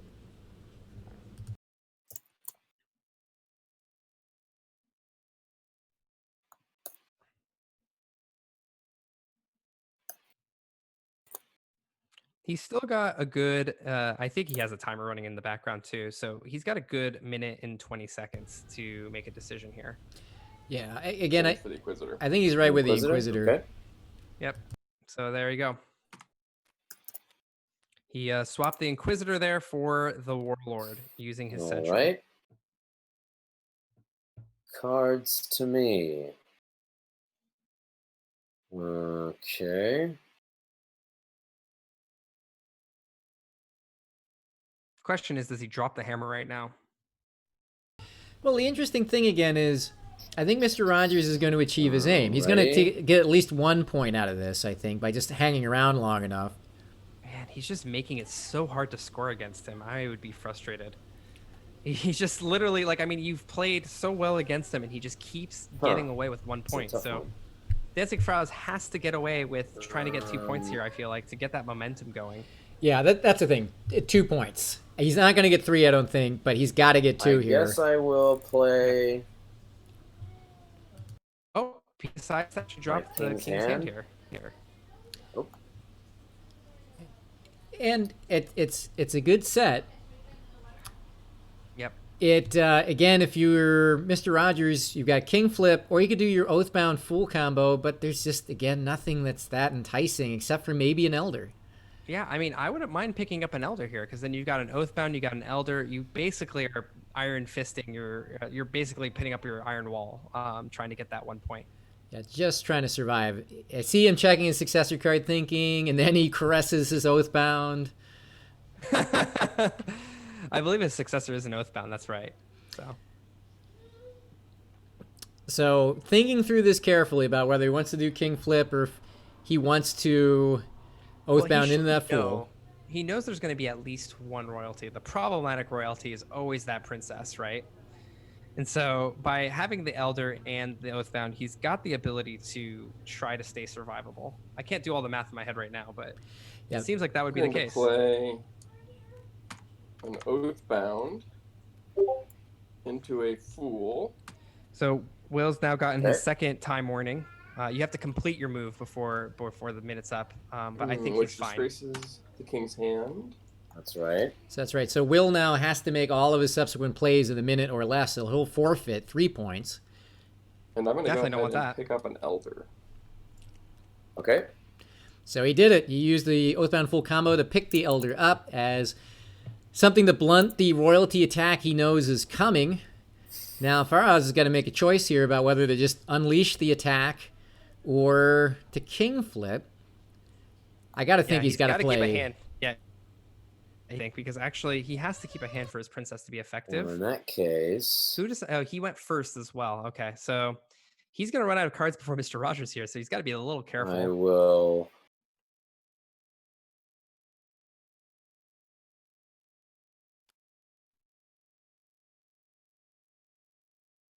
play my queen.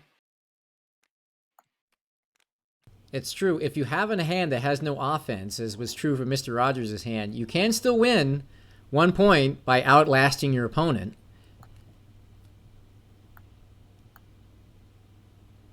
Oh, let's go ahead and drop an Elder out there then. Alrighty.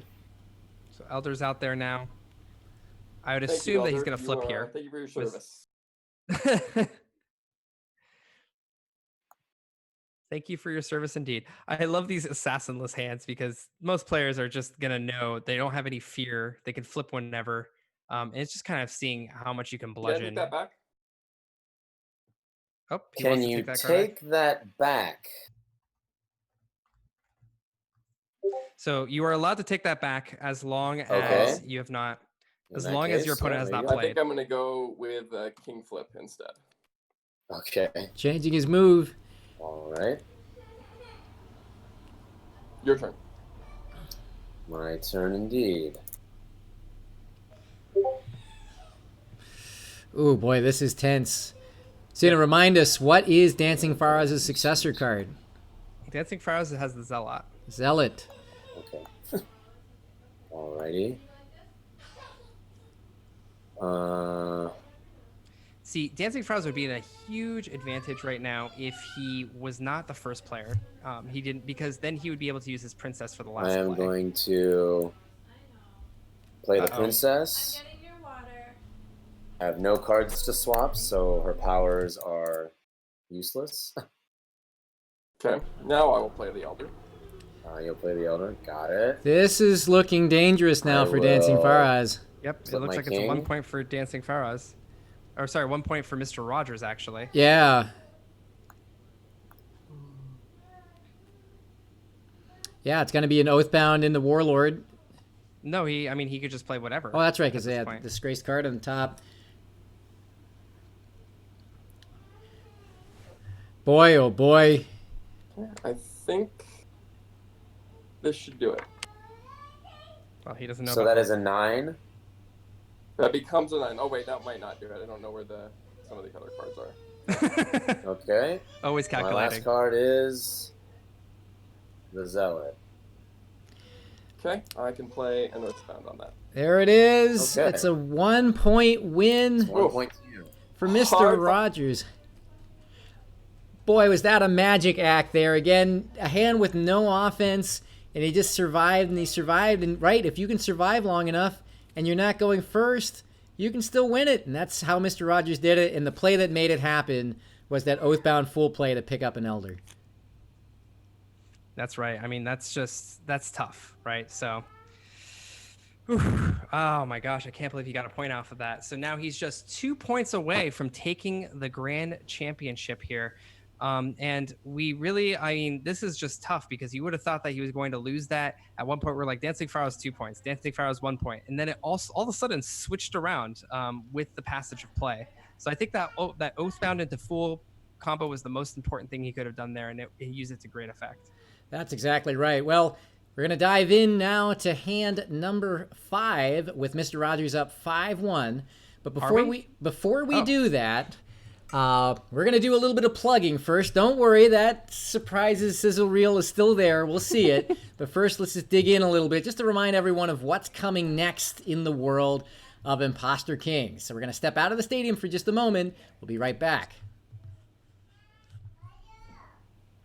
So right, following up on our friend the Executioner, there's a lot of things in store for the game tonight. First off, just as a reminder, once the tournament is over, we go back into our normal Tuesday night tilt between Sina and myself. That's right. We step out of the peanut gallery and back into Imposter Kings Arena, where you get to play along with me as I play Sina. You can't see his hand, and neither can I, as we play the Imposter Kings. That's 9 p.m. Pacific on Tuesday nights right on this channel. But I should also note, if you're a new player for this game and you really like what you see and you want to get involved, but you're not quite following on the rules and the cards, well, the next stream, this coming Tuesday, that's 2 days from now, the 25th, is the special new player tutorial stream. So if you're a new player and you want to play and you want to be walked through the game and you want to get a handle on what this is all about, stop by this stream 9 p.m. on Tuesday and we will give you the full rundown. Really encourage you to turn on out. It should be a great night. A couple other things to note. Join the community. If you go to tinyurl.com/ikdiscord, or as I'm typing right now into the Twitch chat, ikdiscord, that Discord is where the hub is for the Imposter Kings community. So rules clarifications, active games, trash talk, burns, emotes, anything else, go to tinyurl.com/ikdiscord to join on in.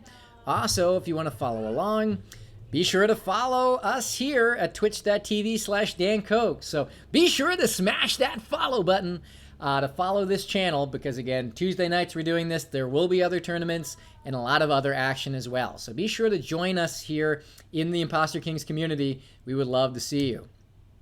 One other thing to note is if you want to play this game, you've got a couple of options. One is if you go to imposterkings.com and you have Tabletop Simulator, you too can join us in Imposter King Stadium. but you can also pre-order a paper card version of this game to actually get the physical thing with the beautiful art. So again, you can pre-order the game. All you need to do is go to imposterkings.com, click through the pre-order button, and get yourself on the list. I, again, highly recommend it.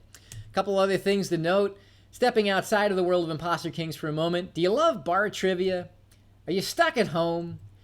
Then it's time for Dan Koch's Super Quiz. That's right. If you love bar trivia, but you can't get to a bar, and I'm going to tell you, you probably can't, then why don't you join us here for some Super Quiz action right again on twitch.tv/Dan Koch. It's Thursday nights at 7:30 p.m. Pacific, Sunday nights at 5 p.m. Pacific. It was on right before the tournament tonight. It's a blast. Twitch.tv/Dan Koch. It's where you are right now at this very moment. We'd love to see you. And if you want to check out previous shows, just go ahead on this channel and check out the videos on demand. It's a lot of fun. Anyone can join in. It's a lot of fun indeed. And the next show, if you're joining in on Thursday night, it's big week number 4 of season 2 of the Super Quiz, August 27th, Thursday night, 7:30 p.m. Pacific. That's quiz number 23. All right, folks, that's enough plugging for now. It's time to get back down to business in Imposter King Stadium. See you there. All right. And we're back, and I got a really interesting situation for you here, Dan. Let me know when you're back in the stadium. We're back in the stadium. So I see an Oathbound face up burn, but what's the face down? Oh, not only is there an oath down, it is also, sorry, I put a overlay on my screen. It is also an Oathbound. So both Oathbounds here. Both the Oathbounds wiped out. That is a rare thing to have happen, and that's the kind of thing that can cause some mayhem of the two players not knowing what to expect. That's right. So let's first head on over to DancingFaraz's hand here. Not a bad hand by any means. We've seen Juno Balls and others be really good with this double Inquisitor play. I'm sure that DancingFaraz has seen it. Having 2 Inquisitors, having the True King going first, you can start bludgeoning them with just essentially naming their... Don't even let them play their hand, you know, just start naming things, and you've got 2 cards out of their hand that you can play as like a symphony of your own orchestra. That's I don't know right. where that analogy is going. That's right. This, you know, we've been we've been talking about Faraz pulling the Elder with his Inquisitor at the start. This is another hand where that's exactly what he should do. He's got to get those counterplays with no Oathbounds around. Those 2 royalty cards become extremely dangerous. If he can get both Elders out, then they become completely lethal. That's right. And also there's no Oathbounds, and Mr. Rogers doesn't know that, as well as the Mystic. Oh my goodness me. And as Sam has pointed out, I think DancingFaraz has had the royalty almost every single game. You would be able to tell it from the score, and that's the reason why it's not just the royalty or the high number of cards. It's about how you play some of those cards that are specialty cards. And coming over on this side, we've got both the 8s, which he needs to be careful about not to lose to that Mystic. But other than that, he's got some pretty high tier level cards and some low tier cards. You know that DancingFaraz is going to pull one of those Elders. I'm wondering to see if Mr. Rogers will adjust to that and actually keep both of his Elders. And of course, he's got the Assassin. That's right. So he can protect one of these Elders. I suspect he's going to successor an Elder. That seems like a very likely play here. Yeah. This is, I mean, it's a hand you can win with if you make the right moves at the beginning, protecting your Elders, because those Elders are what are going to keep him alive. With a royalty card, there's only 6 things you can do with it. You can flip your king, you can play the other royalty card, there's the 2 Oathbounds, and there's the 2 Elders. He doesn't have either of the Oathbounds, they're both out. So that just leaves him his king flip and his 2 Elders to survive those 2 royalty cards. If he loses those 2 Elders and the 2 royalty cards are still around, he's dead meat. That's right. And people are crying for mulligans in the chat. I actually wouldn't mulligan this hand because apparently I'm insane. But I think if you successor one of the Elders, then you have the ability to counteract his onslaught of Inquisitors, especially if he gets the first one wrong. You toss an Elder, play an Elder to your successor. He gets that wrong, the momentum is in your court. That's right. Pun intended. It's and an excellent pun it was. So, all right, there you have it. That's how we're going to play this. Let's see who DancingFaraz elects to have go first. I will go first. Okay. So, smart play, obviously. He's got the double Inquisitors going, so...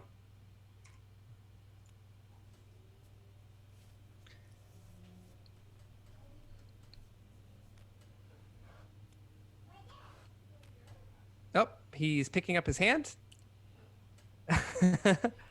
You see the whole hand shift. That is an indication it's about to hit the table, isn't it? Yeah, it sure does. Or at least thinking about chucking it, although he seems to maybe be thinking how he could salvage it. Yeah. Someone in chat was talking about how Mystic into 3s would just be painful too. And I don't disagree with that. Yeah, Mystic into 3s would also wreck him. You'd have to use the King's Hand on that, no doubt. Luckily for him, there was no Oathbound into Mystics, but he doesn't know that. Both players biding their time here.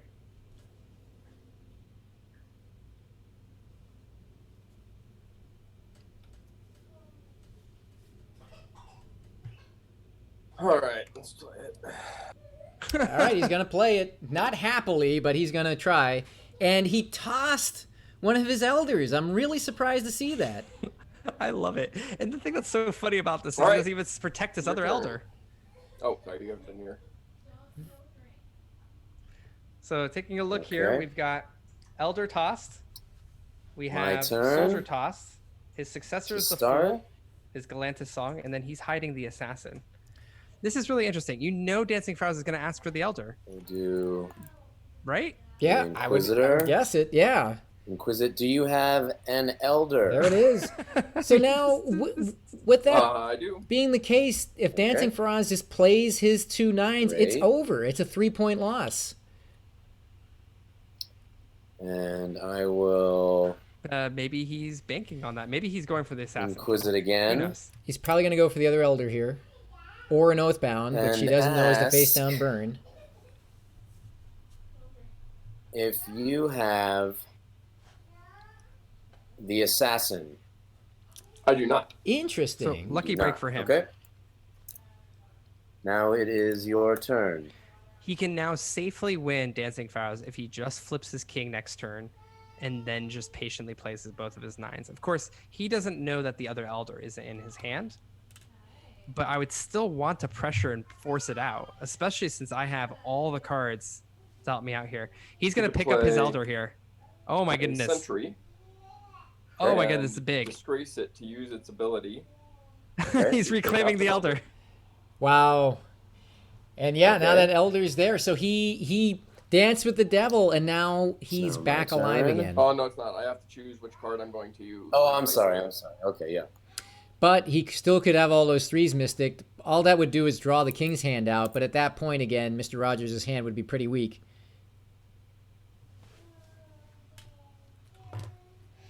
But again, that shows what top-level play can do. There's no situation that's unsalvageable sometimes. All right. Your turn. Put that judge away.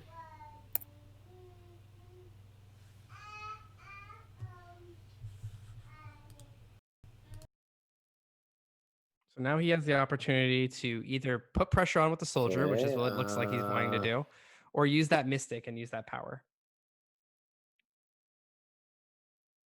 I'll play a soldier Soldier boy. and inquire as to if you have an elder. I have an elder. Awesome. So that is a Proud of himself 7 for that now. one. Now, are you Mr. If you're Mr. Rogers, do you flip now? I'm surprised DancingFaraz didn't try to get more information. He really, I think, should have seen if that other Oathbound was in Mr. Rogers' hand there, I think. But, sorry, what was your question, Sina? Are you going to flip your king if you're Oh, Mr. I'm Rogers? sorry. Oh my gosh. I'm sorry. I have to disgrace. Yeah, I will disgrace these 3.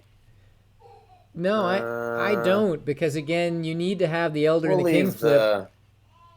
we'll leave the judge available just in case I'm feeling a little bit saucy later. Yeah, I would hold on. I would hold on to that King flip as long as I can, because he has the Elder and the The King hand flip of for the 2 justice royalty as well, cards. I know, but DancingFaraz That's right. doesn't know that I only have I know one that elder. the judge is one of Sina's favorite cards, so I don't want to disgrace her just yet. Implying that he will later. That's okay. He's been doing some immaculate judge But the play, soldier so- is a 7 now. Yes, I see that. So- Oh, he's thinking whether he should push his luck, basically. Play the warlord here, push your luck, see how far you can go. Yeah, I've got to think. I mean, he can't. If he gives up the king. Sorry, I would flip. I would have to flip here because I know that he's going to mystic into threes, and I'm going to king's hand that. And if I do that, then I'm going to then have him flip before me, which is going to be disastrous. There it is. He decides to king flip. Wow. All right. So he's going full bluff here because he literally does not have a way to deal with these two royalty. And it could be really dangerous. Actually, I'm not. Sorry. Oh, he takes it back. I lost track of my. Wait. Okay. Let me think. Okay. I'm stuck. Need to think about that. I saw Faraz immediately reach for his queen after that play. So he's got a time warning, obviously. This has been well beyond a minute. He's got about another 2 minutes to decide what he wants to do. King flip. Okay. He's taking it back. He is. Apologies. That's okay. I'm going to play a warlord. Okay, Warlord. so he decides the warlord. Okay. Did the more conservative good. play. I guess then I will flip my king. Okay. Yep. Well, that's I think part of what Will was hoping for, Mr. Rogers was hoping for there. To force the other king flip, knowing that it was safe to do, no assassin to worry about. Oh, that's to me, huh? Indeed it is. See, this is what I was worried about. Play a three. Oh, and he just plays. I think he should force out one of the royalty here, because he needs to get both of them in order to get them to both flip. Now he can mystic. I'm going to play my mystic. I guess that's fine because now he can king's hand it, and that'll go. Use the ability or no? That. Question.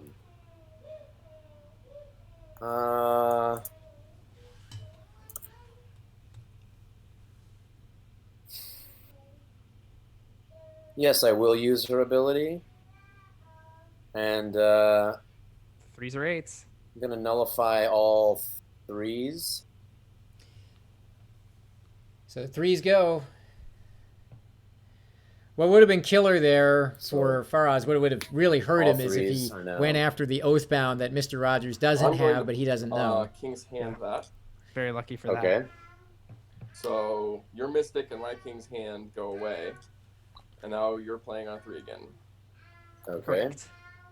So now he has to play one of his royalty cards here. He could force the swap. He knows he has the Elder in his hand. Just give him a nice little fool. Nothing feels bad worse than actually just getting a fool shoved into your hand when you need that Elder. Yeah, Princess Fool swap would be pretty killer, yeah. Except, I think Faraz is thinking, well, I might be able to pick something up with that fool because Mr. Rogers' king is unflipped. It's true, but he's going to be risking 1 point hand there. He is. Yeah, that would be the best play. Knowing everything, the best play right now is Princess, invoke, give him a useless fool, take his Elder. He's forced to flip at that point. I will play my queen. There you go. Plays the queen. Okay. Mr. Rogers thinking about Now I flipping. will king flip. Not sure if I feel how I feel about that. I would have. Oh, maybe. No, I forgot. DancingFaraz went first again. So he is going to lose his princess. And yeah, by playing the queen, he's gotten rid of the field of all of his things. Oh no. He might lose his hand. He might just lose his will... hand. Well, if he does a trade here, he's just gonna back out respectfully. And he's going to lose 1 point. Oh wow. I'll play the assassin. This is devastating. Oh no. As a humble 2. Indeed, indeed. In which case, I'll play my princess. And he knows he has the Elder in his hand. He should. And no cards to exchange. Correct. Okay, then I play the Elder. I have nullified threes, Will, with my mystic. The king's hand is canceled. With the king's hand. Oh. Didn't I? Yep, yeah, he did. Yeah, you did. All right, my bad. Oh, jeez, that is so rough when that happens. My goodness me. Man, 1 point to Will again. He's now down up. I think I screwed up there.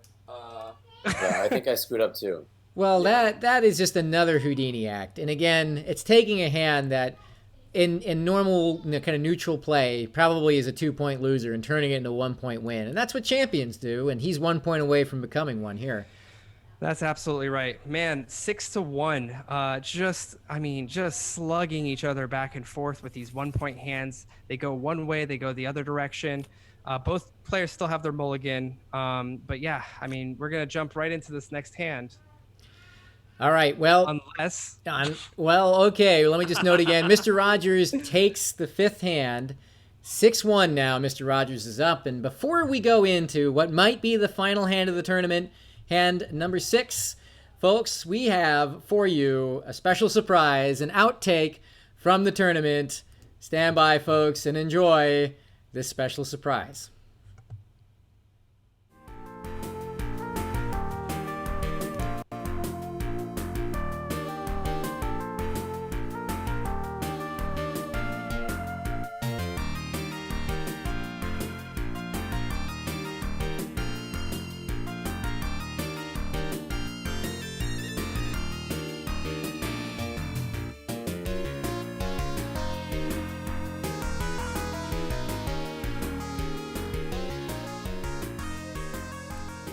There it is, folks. Sina insisted that we show that clip. He stayed up until 5 a.m. assembling that. That's also the beginning of the YouTube video of the most recent play, if you want to see that start as well. Whoopsie doodle on my part. It's hard being both running the board and commentating this stuff, but what can I say? I've got the skills to pay the bills, dance-wise. Sina, you still there? You still alive? I am. Yeah, this is where I step in and I say, Dan's a good sport for letting me play that. He forgot to edit it out, and it was probably my favorite part of last broadcast. But I do want to say Dan takes production value extremely seriously, and he does a really good job, a darn good job of it. If you haven't seen any of the slides, any of the transitions, the stinger reel. So I just want to thank Dan so much for making this tournament what it is, honestly, by having everything. He does the how to play segments. He's done more than even I have for this game. So thank you so much, Dan, for everything that you've done. And once we get the emotes, the Inquisitor emotes, I would have said spam the Inquisitor emotes, but go ahead and just spam whatever emote you have in appreciation for Dan. And man, I mean, literally week after week, he's been helping us out here. So thank you so much, Dan. That's thank you. I really appreciate that, Sina. And you know, that kind of has a valedictory vibe to it, but who knows? Faraz is not out of this match down 6-1. He still has his mulligan, which he may be using here. So let's see if this is it or not, if he can wriggle his way out. And that was my nice way of saying that I also put it up on the Imposter Kings YouTube. So, all right, so let's go back into the stadium and take a look here. We've got an Oathbound face up. I guess the players must be cautious at this point. These Oathbounds just keep running away. And then the down, oh my goodness, it's the Fool again. Only the Fool would show up denied twice. Again. So poor DancingFaraz not able to do his signature Only the Fool dance. So but let's I go get ahead. The sense we're not going to get too deep into this hand. If we go and look at DancingFaraz's hand here, this is not a great hand. Oh yeah, if you're 6-1, you got to mulligan this. Yeah, Elder, all 3 5s, both Soldiers and the Judge, Oathbound, Mystic, Inquisitor, and Sentry. Not much offense, no specialty cards. This just doesn't have any way out. There's no reason to play this with a mulligan in hand down 6-1. That's right. And now we are going to the other side here, and looks like the tides have turned, and now Mr. Rogers has both the royalty cards, as well as a pretty powerful hand here, as you call it, the dumbbell hand. What do you take of this, Dan? Well, that's just an excellent hand. You got great top end. You've got Inquisitor to lead off. You've got survivability. You can just press your opponent into dying through the assassin. There's a lot of direction. I mean, this isn't actually that flexible of a hand. It's just got a lot of muscle to it. Yeah, it's just a punch. Yeah, exactly. And again, knowing what DancingFaraz has, there's no Fool in play. He only has 1 Oathbound. Again, he's got to chuck it, but we'll see what he does.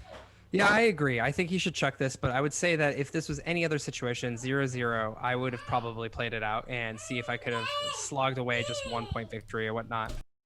So let's go ahead and have them decide what they're doing here. I think I know what You ready? DancingFaraz is going to do I here, am. but we'll see. I would like to mulligan this hand. There it is. I think that's a very fair choice. So there we go. They are going to mulligan. That's the first mulligan for DancingFaraz. Let's hope that he gets the cards he needs next hand, because I do not want this series to end quite yet. I'm having a great time. Yeah, same here. Let's hope that this that the drama can continue here, but Faraz is going to need the cards to cooperate now. And this deal here is going to be important. He's going to need at least 2 great deals with only 1 point on the board. And I don't know if he got it, but we'll see. Yeah, he's going to definitely have to play this. So he's got 1 Elder face up, so Mr. Rogers is going to know that that's gone. King's Hand is the face down card, so actually this is going to be a little bit better for DancingFaraz, except for the fact that he doesn't know that. So now he might accidentally mystic the 8s, and it's not going to be as potent as it could have been. That's so speaking of his cards. Yeah, that's right. It's an interesting kind of trap situation. He does have the Oathbound Fool combo. He's got 1 Elder against 2 royalty cards, both Inquisitors, Judge, Mystic, and Warlord. So he's missing the top end here. He's got, there's a lot of flexibility here. It's just not, it doesn't have any muscle, and the only way it's going to get muscle is if he can pick up something really incredible with that Fool, and that's what he needs to do. Yeah, he's got the Oathbound Fool combo so you can sing his song. He's got the double Inquisitor, which we know that he's powerful with. He's got the Mystic. This is actually, he's not out of this at all yet. And if he can learn anything what he learned from Mr. Rogers last round, he can actually win with these types of hands. That's right. Going over to the other side now, we've got an Assassin, Zealot, Double Soldier, Oathbound Sentry, Double Prince, Double Royalty. That's right. So this is a great balanced hand. You've got the Assassin and the Zealot for Zealot for survivability, both soldiers and Oathbound, Sentry, Princess, Queen. A lot of muscle here. That's what you've got. You've got muscle big time. You've got some options the Sentry presents. It's a good, strong, balanced hand that can be played a number of different ways. And Faraz again is given a really tough decision here, which is to go first or not. And it's bit him a couple of times because he's lost 2 hands because he elected to go first and ran out of cards. And Mr. Rogers managed to tap dance around until they both ran out of time. Yeah, he had the princess in those hands, and now Mr. Rogers has that princess. However, he's got the double Inquisitor, so we'll have to see. If I was Mr. Rogers, I would have loved to have more Inquisitors rather than soldiers. But with soldiers, now he just needs to just throw his weight around with the numbers. All right, Faraz has got a tough decision to make here. Let's see what he chooses to do. I believe that I will go first. Yep, I think that's the right decision with the double Inquisitor. Agreed. And the you judge. and those Inquisitors tonight. What about him? You're battering me with them. I hardly get to make any choices. It's 6-1 right now, That's fair. Mr. Rogers. These bad. I just feel like the one time I had Inquisitors, you never let me play it. I literally had to trade it away. Mr. Rogers sitting there on a pile of gold complaining about how he can't play his simple Inquisitors. Is this mind games? Is this just Mr. Rogers naively pricking the poking the bear, if you will, or what's going on there? I don't know. Mr. Rogers is full of confidence right now, and even though it's 6-1, it does feel a lot closer than that. So it's probably absolutely. part of it. Mr. Rogers did nothing wrong, says the chat. Okay. So he throws down his Zealot and one of his soldiers. On the other side, we have the Inquisitor, and DancingFaraz is trying to figure out that last crucial card that he needs to throw away here. So it's tough, when you don't have the Assassin, you're always loath to put down a high numbered card, here, but he really needs everything that's in his hand right now. Yep. And if I was Mr. Rogers is doing something risky here. He put his Assassin down in his hand. If he had put his Assassin down instead, he could have just prevented essentially the combo of Inquisitors. Of course, DancingFaraz got rid of the Inquisitor, so we'll see what he's going to throw away here. Put down as a successor. Looks like he's going to protect his Elder, which I think is the right play, honestly. Yeah, that's not a bad play. Again, where the danger comes in is on royalty play, but he's maybe hoping he can pick up one of those royalties with his Oathbound. Okay, my turn first. Oh, I really wish he would use the Judge Inquisitor combo here. I know I've said that time and time again, but this would have been a perfect time to do it because he would know whether whether Mr. Rogers would have the assassin or not. Well, he's thinking about it. I will play the judge. Do you have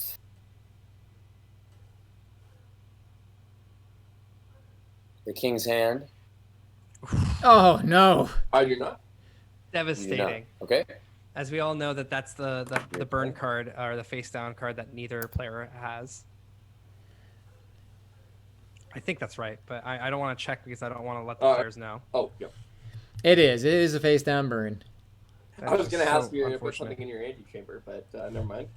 Yeah. Tough way. Faraz really needed everything to go right, and that is not how this hand needed to start for him. Yeah, I would have liked him to go for the assassin there, to be honest. Of course, I know that he has the assassin in his hand, but even if he didn't, it's still a strong start, which is a 5. I'm going to guess Mr. Rogers just tosses his soldier out just to do easy number pressure here, but we'll see how he wants to go. Is interesting. He's wondering whether whether DancingFaraz is bluffing or something, because he's taking a sweet time here. Now, there's one way to check. He can pay to check with his soldier. I'm not going to ask, but I'd just like to see if you have the king's hand. It's just a standard 8. So, all right, Okay. he leads off with some beef. So that's how he's going to check. Yeah, so he wanted to check, and this is his way of checking because he knows he has the other 2 nines. So I'm he knows going there's to nothing flip my else he king. can play. That's I it. will assassinate. Oh, All wow. right, and you win the game. Wow. Oh, That was really? crazy. Well, you Oh, know, my goodness me. Faraz took the risk. He wasn't going to draw this out. He wasn't going to You know limp how to- along. He was going to take the risk to try to get the win out because that was the only way he was going to continue, and it just didn't work out for him. Wow, that was just so intense. I was not expecting the king flip there. I mean, he pressured him. I mean, that's actually... Sorry, I'm backing up like crazy here. He asked for the king's hand, and now Mr. Rogers is like, wait, do you have the king's hand? And he realized he didn't, and he was like, okay, now I can attack. And he either has to burn that Oathbound full combo, or he's going to have to flip his king. And that's just well played by Mr. Rogers. He has such good heads-up awareness of what his opponent has. Oh my goodness me. Congratulations to Mr. Rogers. He's going to win with a 9-1 victory in the upper bracket here. That's right. Congratulations, Mr. Rogers. He not only wins tonight, a 9-1 victory over DancingFaraz, but he wins the entire tournament. He is the inaugural Imposter Kings tournament champion. Congratulations to Mr. Rogers. And we're going to see him here in a second. We're going to jump back into the interview room to talk with our 2 competitors after the night tonight. Sina, any thoughts before we take our last step out of Imposter King Stadium for this inaugural tournament? No, I mean, this was just a stunning end to that last game. Kudos to DancingFaraz for being able to kind of go head to head, but in the end, he kept on leaking 1 point over to Mr. Rogers. Man, what a game. And yeah, I mean, I think at the end of the day here, DancingFaraz had to make a decision. He either had to flip and hope that Mr. Rogers did not have that in his hand, or he had to, just pray and use the full Oathbound combo, which would have been really potent. So let's go ahead and take a step out of the arena here. I'm going to go ahead and flip the table before we leave. The customary end of tournament table flip. See you in the announcer's booth. Sina, whew, I'm right there with you. It was sad that the drama, the excitement, the epicness of this tournament had to end, but it did. And it ends with a 9-1 win by Mr. Rogers, just 1 point better than their previous match. But I've got to say, this felt a lot closer This is than a that. completely different match. We had, when he fought DancingFaraz, he went 9-0, 3-point hand, 3-point hand, 3-point hand, right? In this case, we had it go back and forth. What is this, seven rounds? I would say this is about the 7th round, right? I think it was 7 hands. That's right. Yeah. And so, I mean, you had these plays where it really just came down to Mr. Rogers pulling a Houdini act, getting points where I don't even know there was points even there. Like he found his way around all of the nooks and crannies and was able to secure 9-1 victory. Certainly does not feel like a 9-1 victory, but really well played. That's right. There were two hands that looked like almost certain 2-point victories for DancingFaraz, even 2/3 of the way through the hand. And they turned into 1-point card exhaustion victories by Mr. Rogers. That's a 6-point swing between those two hands. That's how you win a tournament right there. That's by right. Playing every angle you can to survive. And neither of those hands Mr. Rogers had were that good. And yeah, oh yeah, there was. I mean, as we mentioned, DancingFaraz had the royalty for both royalty in his hands for a couple of those plays. It goes to show that it's not necessarily the numbers that you have in your hand, but it's how you use the utility that you've been given. Trying not to pat myself on the back, seriously, but like it's that's what makes this game fun. And I think Mr. Rogers showed us time and time again how to manipulate and move those cards to the right area to score those points. That's right. It's funny. Mike Draws Dota calls it a real English muffin match, and I'm not really sure what that means, but I love it. So there you have it. Again, intense play the whole way through. The first blood was drawn by DancingFaraz in this match, and that really seemed like it was going to set the tone, especially given it was coming off of a shutout in the previous match. It's amazing how well Mr. Rogers adjusted from that point on to just smother every opportunity and kind of beat out the light to be able to keep taking points every hand. And you know what I was surprised about was the fact that DancingFaraz kept on calling out his elder. But he had contingencies, and I wonder if those contingencies were intentional, like the sentry pulling up the elder. Like, I cannot believe that he got a 1-point hand after he lost his elder. So he had thought through, how am I going to get these elders back once they get leaked from my hand? That's right. It's such a smart. He anticipated it, and anticipation is everything in this game. Hand knowledge and knowing what your opponent is likely to do. DancingFaraz has been hard to predict. He doesn't play by the book, and what can I say? Mr. Rogers figured out the pattern tonight. Yep, and that's exactly right. We're gonna pull in our second place, our silver medalist, or I'm trying to say runner-up. That's the word I'm looking for, into the chat now. DancingFaraz. He's had a hell of a run. As I mentioned, DancingFaraz has not played this game before the tournament. Spent time after time figuring it out, everything. And honestly, my hat's off to him. He put up a crazy bout all the way up to being able to get to the grand finals. It was tough. He played really well. He's now DJ Hands. I guess he's changed his moniker now. And as always, he's in the shadows. DancingFaraz, thank you so much for joining us. As I was just saying, as someone who has not played this game before at all, before the tournament, you came in and you showed us that it's something that you can pick up and that you have been able to dominate all the way until you fought against Mr. Rogers. You went up against him again. It was a completely different match this time. You guys were just kind of hitting each other back and forth. Uh-oh. Now I'm echoing. All right, go ahead. How do you feel? I feel fine. I mean, I was expecting to lose based on my last matchup against Will. My goal go for the shutout, so I got 1 point, which means that I achieved that goal. But I pretty much knew my goose was going to be cooked because I think Will is an expert, or at least much more experienced at this game. I agree that I came in as a total beginner, and it's quite shocking how far I've come. But it's a real testament to how much time I've spent watching all the VODs from previous games, how I've spent countless hours thinking about the game on my walks with my wife and my dog. So yeah, it's hard to pick up, but harder to master, clearly. Definitely, we'll put that quote on the back of the box and attribute it to you.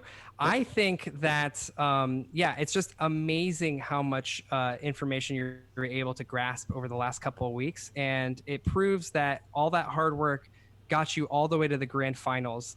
So congratulations on getting there.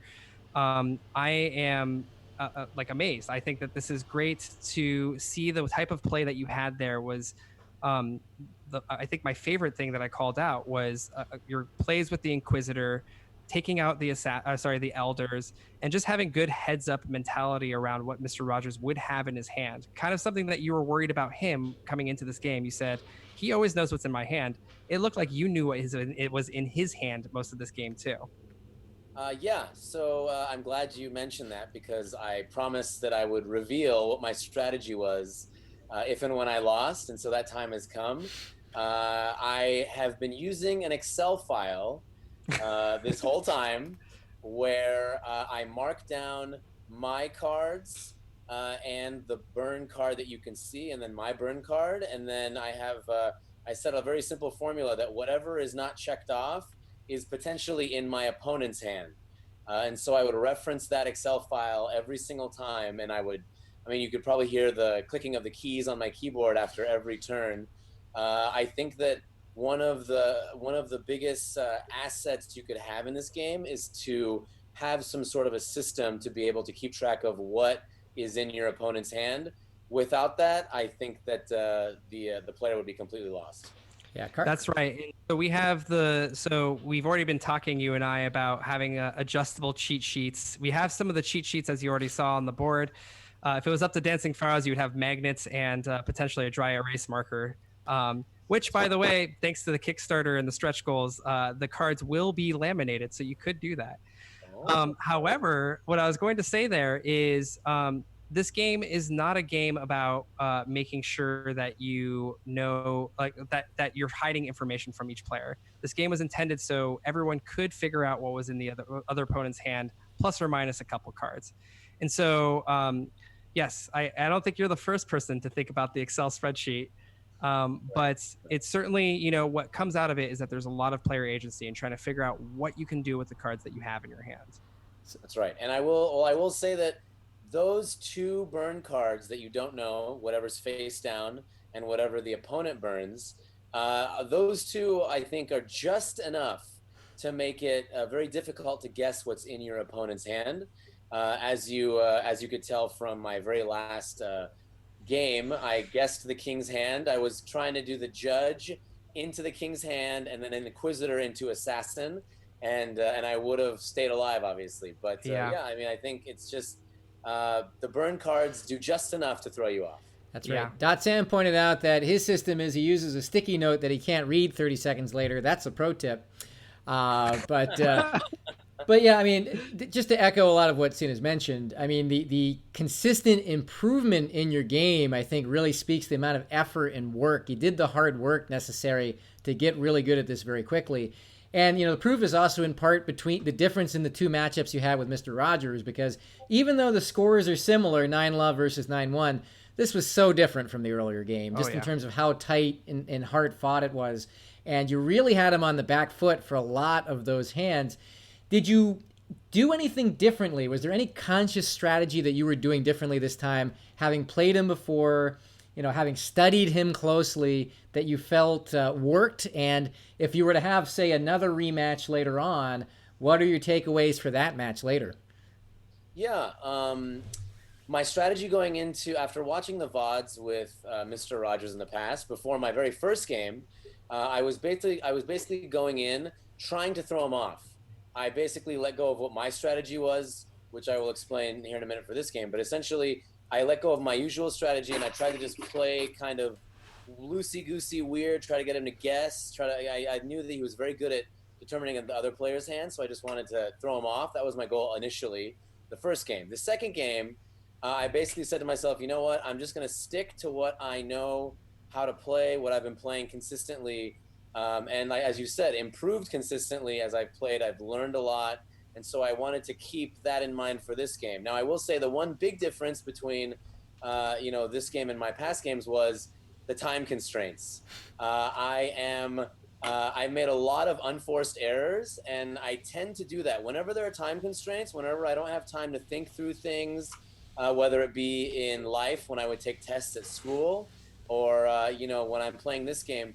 Time constraints really, really make it difficult for me to make sound decisions. I believe my second hand, I had an elder in my hand when I should have burned it when I had the 2 royalty cards. I had no use for an elder. I completely had tunnel vision and spaced on that because I had to make a decision quickly. There were other hands where I definitely made a lot of unforced errors, like when I should have put down the princess. I think it was my second or third to last hand. Put down the princess to not disgrace the entire court, so I had the fool, so I could pick up cards. That's another error I made. So the time, really was an issue for me this time, and I think if you have a game with this much strategy and this much complexity, I would advise against having any sort of time constraints. I understood why with the tournament, however, being the way it was, and so I will say that maybe it would make sense to include some kind of hourglass that you could turn over during the actual physical game to signify how much time each player has to make it fair across the board and kind of force people to adjust to the time constraint restrictions. Are you willing to fund that for the Kickstarter? I'm just kidding. Thank you so Well, runner-up, DancingFaraz, someone who has not played this game, getting this far at grand finals. I know I've said it time and time again. Thank you so much for joining us. Really appreciate your time. Really appreciate watching you play. And congratulations on getting second. And we'll definitely see you in future tournaments, I hope. Probably not, actually. I think I'm going to quit while I'm ahead. He's retiring, folks. You heard it here first. You have to pay money for the rematch between 5 years later between Mr. Rogers and DancingFaraz. The truth is, because of the pandemic, as I've said in the past, my nightlife, which is my usual entertainment, has suffered since being closed. So I have spent the entire month of August just learning and practicing this game. I have been sweating it out. I've been stressing it out. I think I am going to retire unofficially. Oh, there it is. Imposter Kings. I was going to ask for the Z as we fade you out. So thank you, DancingFaraz. We'll catch you on the other side. Thank you so much for playing in the tournament. Thank you, Sina. Thank you, Dan. You guys have done a wonderful job. DancingFaraz, our silver medalist, our runner-up in this tournament. And wow, again, he put in the hours. He definitely did. And you heard it here first, folks. He's retiring on his silver medal in this inaugural tournament. He put in the hours, and he made us put in a couple hours too in a couple of previous matches.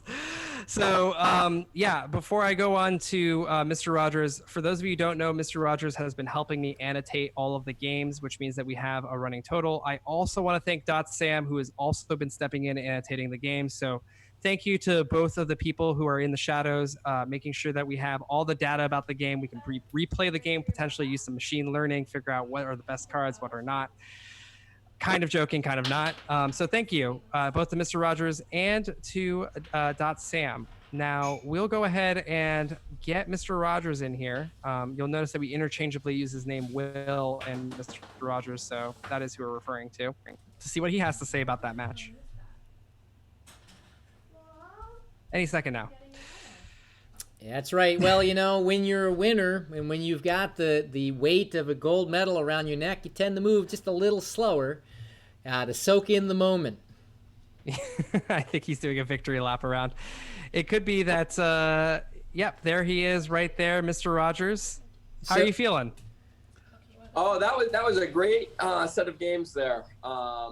Really, the difference between when we played on just Thursday and this game tonight was night and day. He really improved. I have to say I'm glad that we didn't have another week for him to study up, because the way that he improved there, if he had kept going with that, it might have been to my detriment. Yeah, he definitely, we remarked on that even though the previous match was 9-love and this was 9-1, it really was night and day in terms of how competitive the two matches were. But nonetheless, you still were all conquering here and really pulled a Houdini act in a few of those hands, especially in the middle of the match. There were at least 2 cases where it looked like you were headed for a 2-point loss with a weak hand and managed to play out the cards to the point where card exhaustion gave you a 1-point win, a 6-point swing between those 2 hands. Was that your strategy all along, or is that just the way the cards fell? So part of it is that, and this is one of the things that allows you to play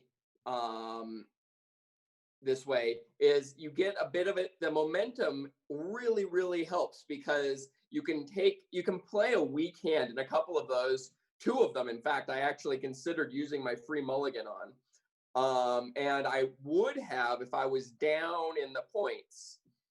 But I didn't need to because I knew that I had a bit of a lead, and I thought that I could hold it to a 2-point hand, or maybe even the goal is always to, if you're going to lose, you lose by 1 point, which of course the hand that I lost tonight, I lost by 1 point.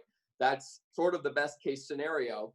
And so that was sort of my aim, was even playing a weak hand to try and manage to get by with only a 1 point or 2 point loss. And hey, you know what? If you go into it and the way that things shake out is that you end up managing to pull through just by good technical play, then that's great. And you can actually come out gaining points on those. Yeah, I mean, so you had one point where 2 points actually, where you actually grabbed all of your cards and were about to throw them out.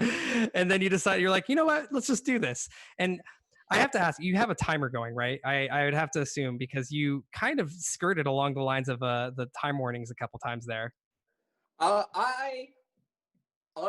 Certainly I had a timer available, and I was prepared to use it for a lot of the situations, like especially the time I went into towards the 3rd time warning. I did have something I was looking at, but I wasn't running it every time. Usually I let myself run to the 1st time warning pretty well. If I hit that, that's fine. And then after that, I paid more attention, because if you end up in that where you've used up your 2 free time warnings and you're running up against that 1 minute, that would be very detrimental. So I wanted to save that second one. That's right. That makes sense. So my quick question for you, there was a bunch of times he keeps asking for your elder, and he kept on having double royalty in his hand, and you had elders, and you toss one elder and then let him pull the other elder. Is this intentional, or because you got away with it because you used your sentry to pick up an elder in like the second to last hand?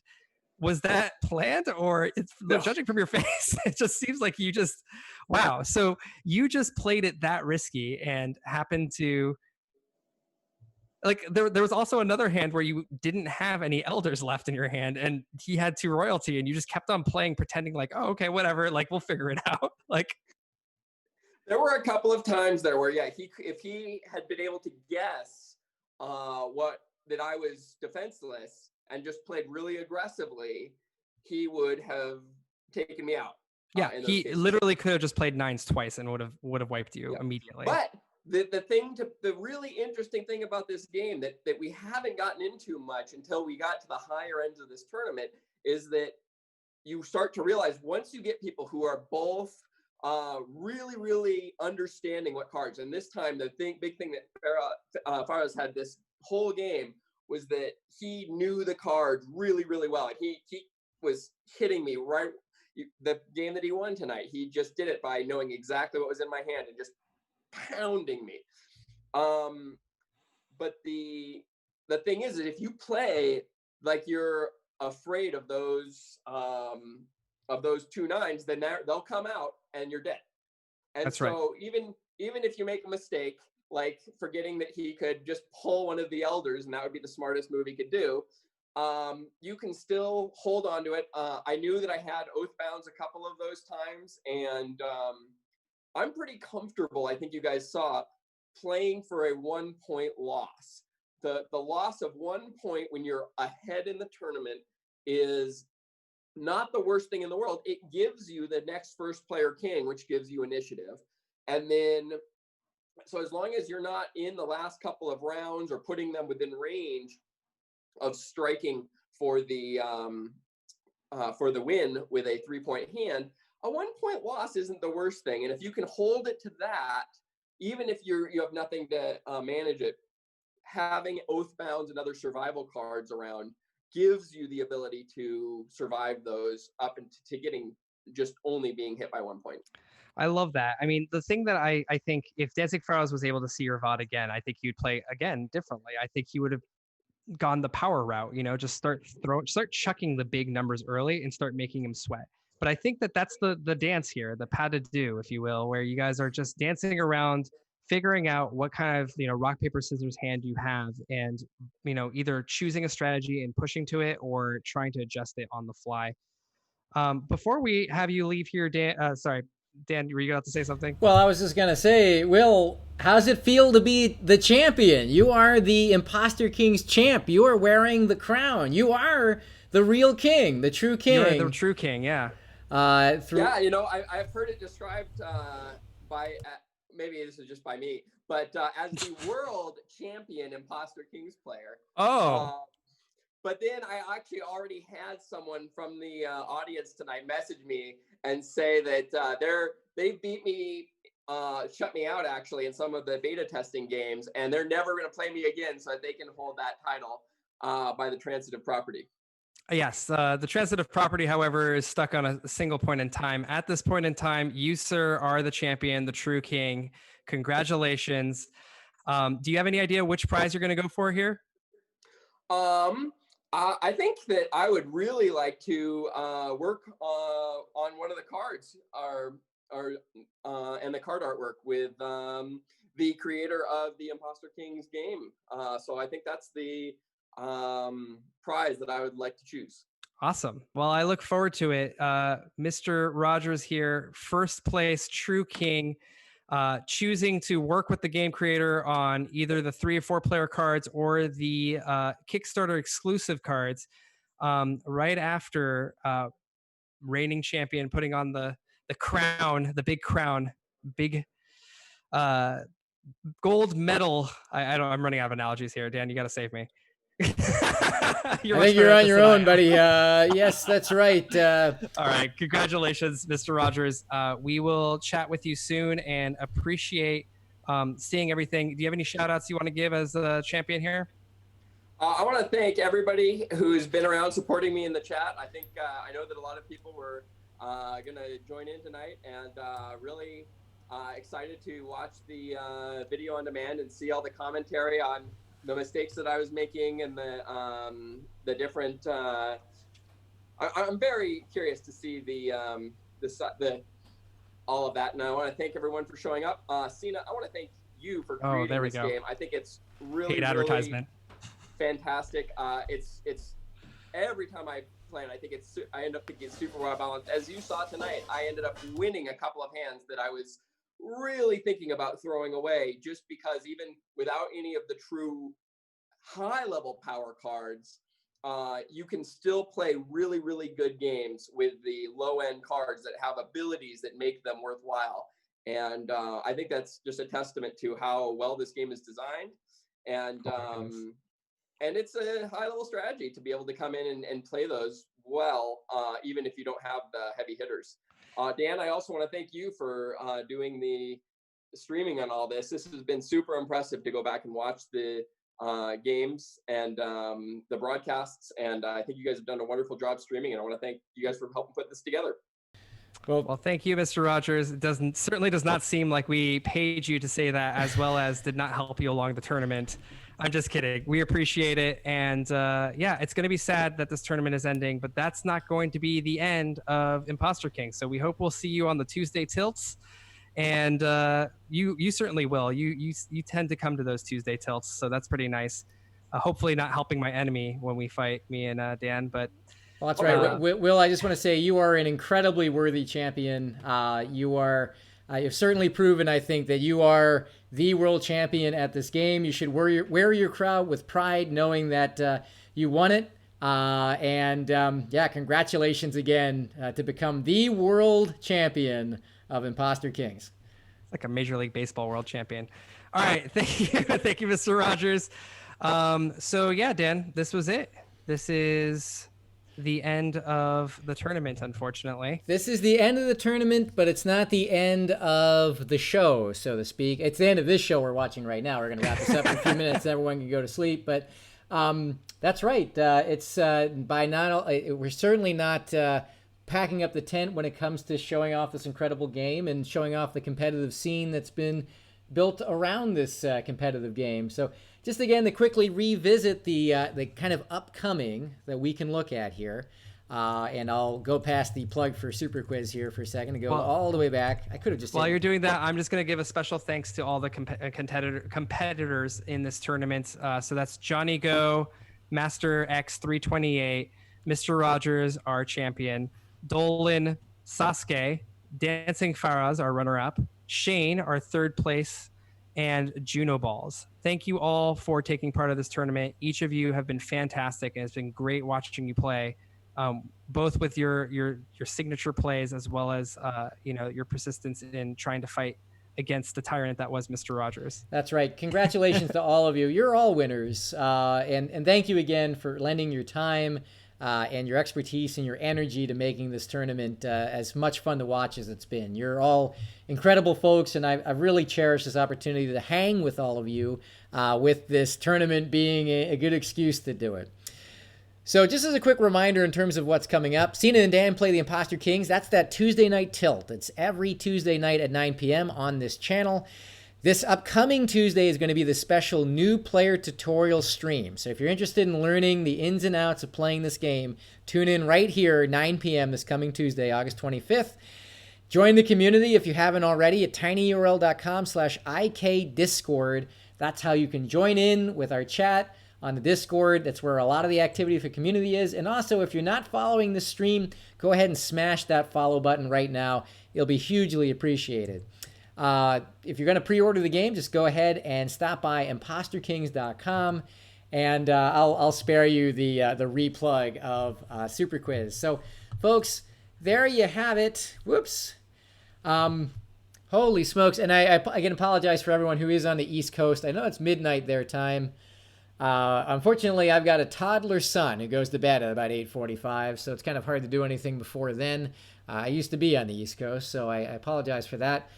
But really, we couldn't tell from literally every question on Super Quiz always having an East Coast question. I'm not bitter at all. They're actually specifically Philadelphia questions, but that's right. And one last big thank you. So we've thanked our competitors, and they're very worthy for that. We've thanked our running up. We've thanked our champion, who's a very worthy champion. Thank you for thanking me, and we thank the creator of this game who has done all the hard work of making this terrific game so delicately balanced, so much fun to play. There's one last group of people we have to thank, and that is you, the folks who are watching this right now. Thanks for lending. And are still watching. And are still watching us prattling on for half an hour after the end of the tournament. Thank you for everything, for bringing your hype, for bringing your energy, for enjoying this great game, and just for hanging out with us here on all of these nights that this tournament has brought us through COVID. So you are great. Thank you so much. Sina, anything else you want to throw on top of that? Nope. I think you said it all there, Dan. So thank you, everyone, and let's try to finish with one of our signature high fives. You ready? You're high-fiving the wrong side already. You want to go the other way. Not according to me. All right, here there we go. You ready? Boom. Did we do it? We're doing it. Okay. All right. Thank you, everyone. Appreciate it. All right, everyone. Have yourselves a great night. We hope you had a great weekend. There will be more tournaments in the future. Stay tuned. Join the community. Follow the stream. Everyone, have a great night. And one last thing. Cheers to Mr. Rogers, Will. He's a very worthy champion. Congratulations to him. There he goes. Congrats. Goodbye, everyone.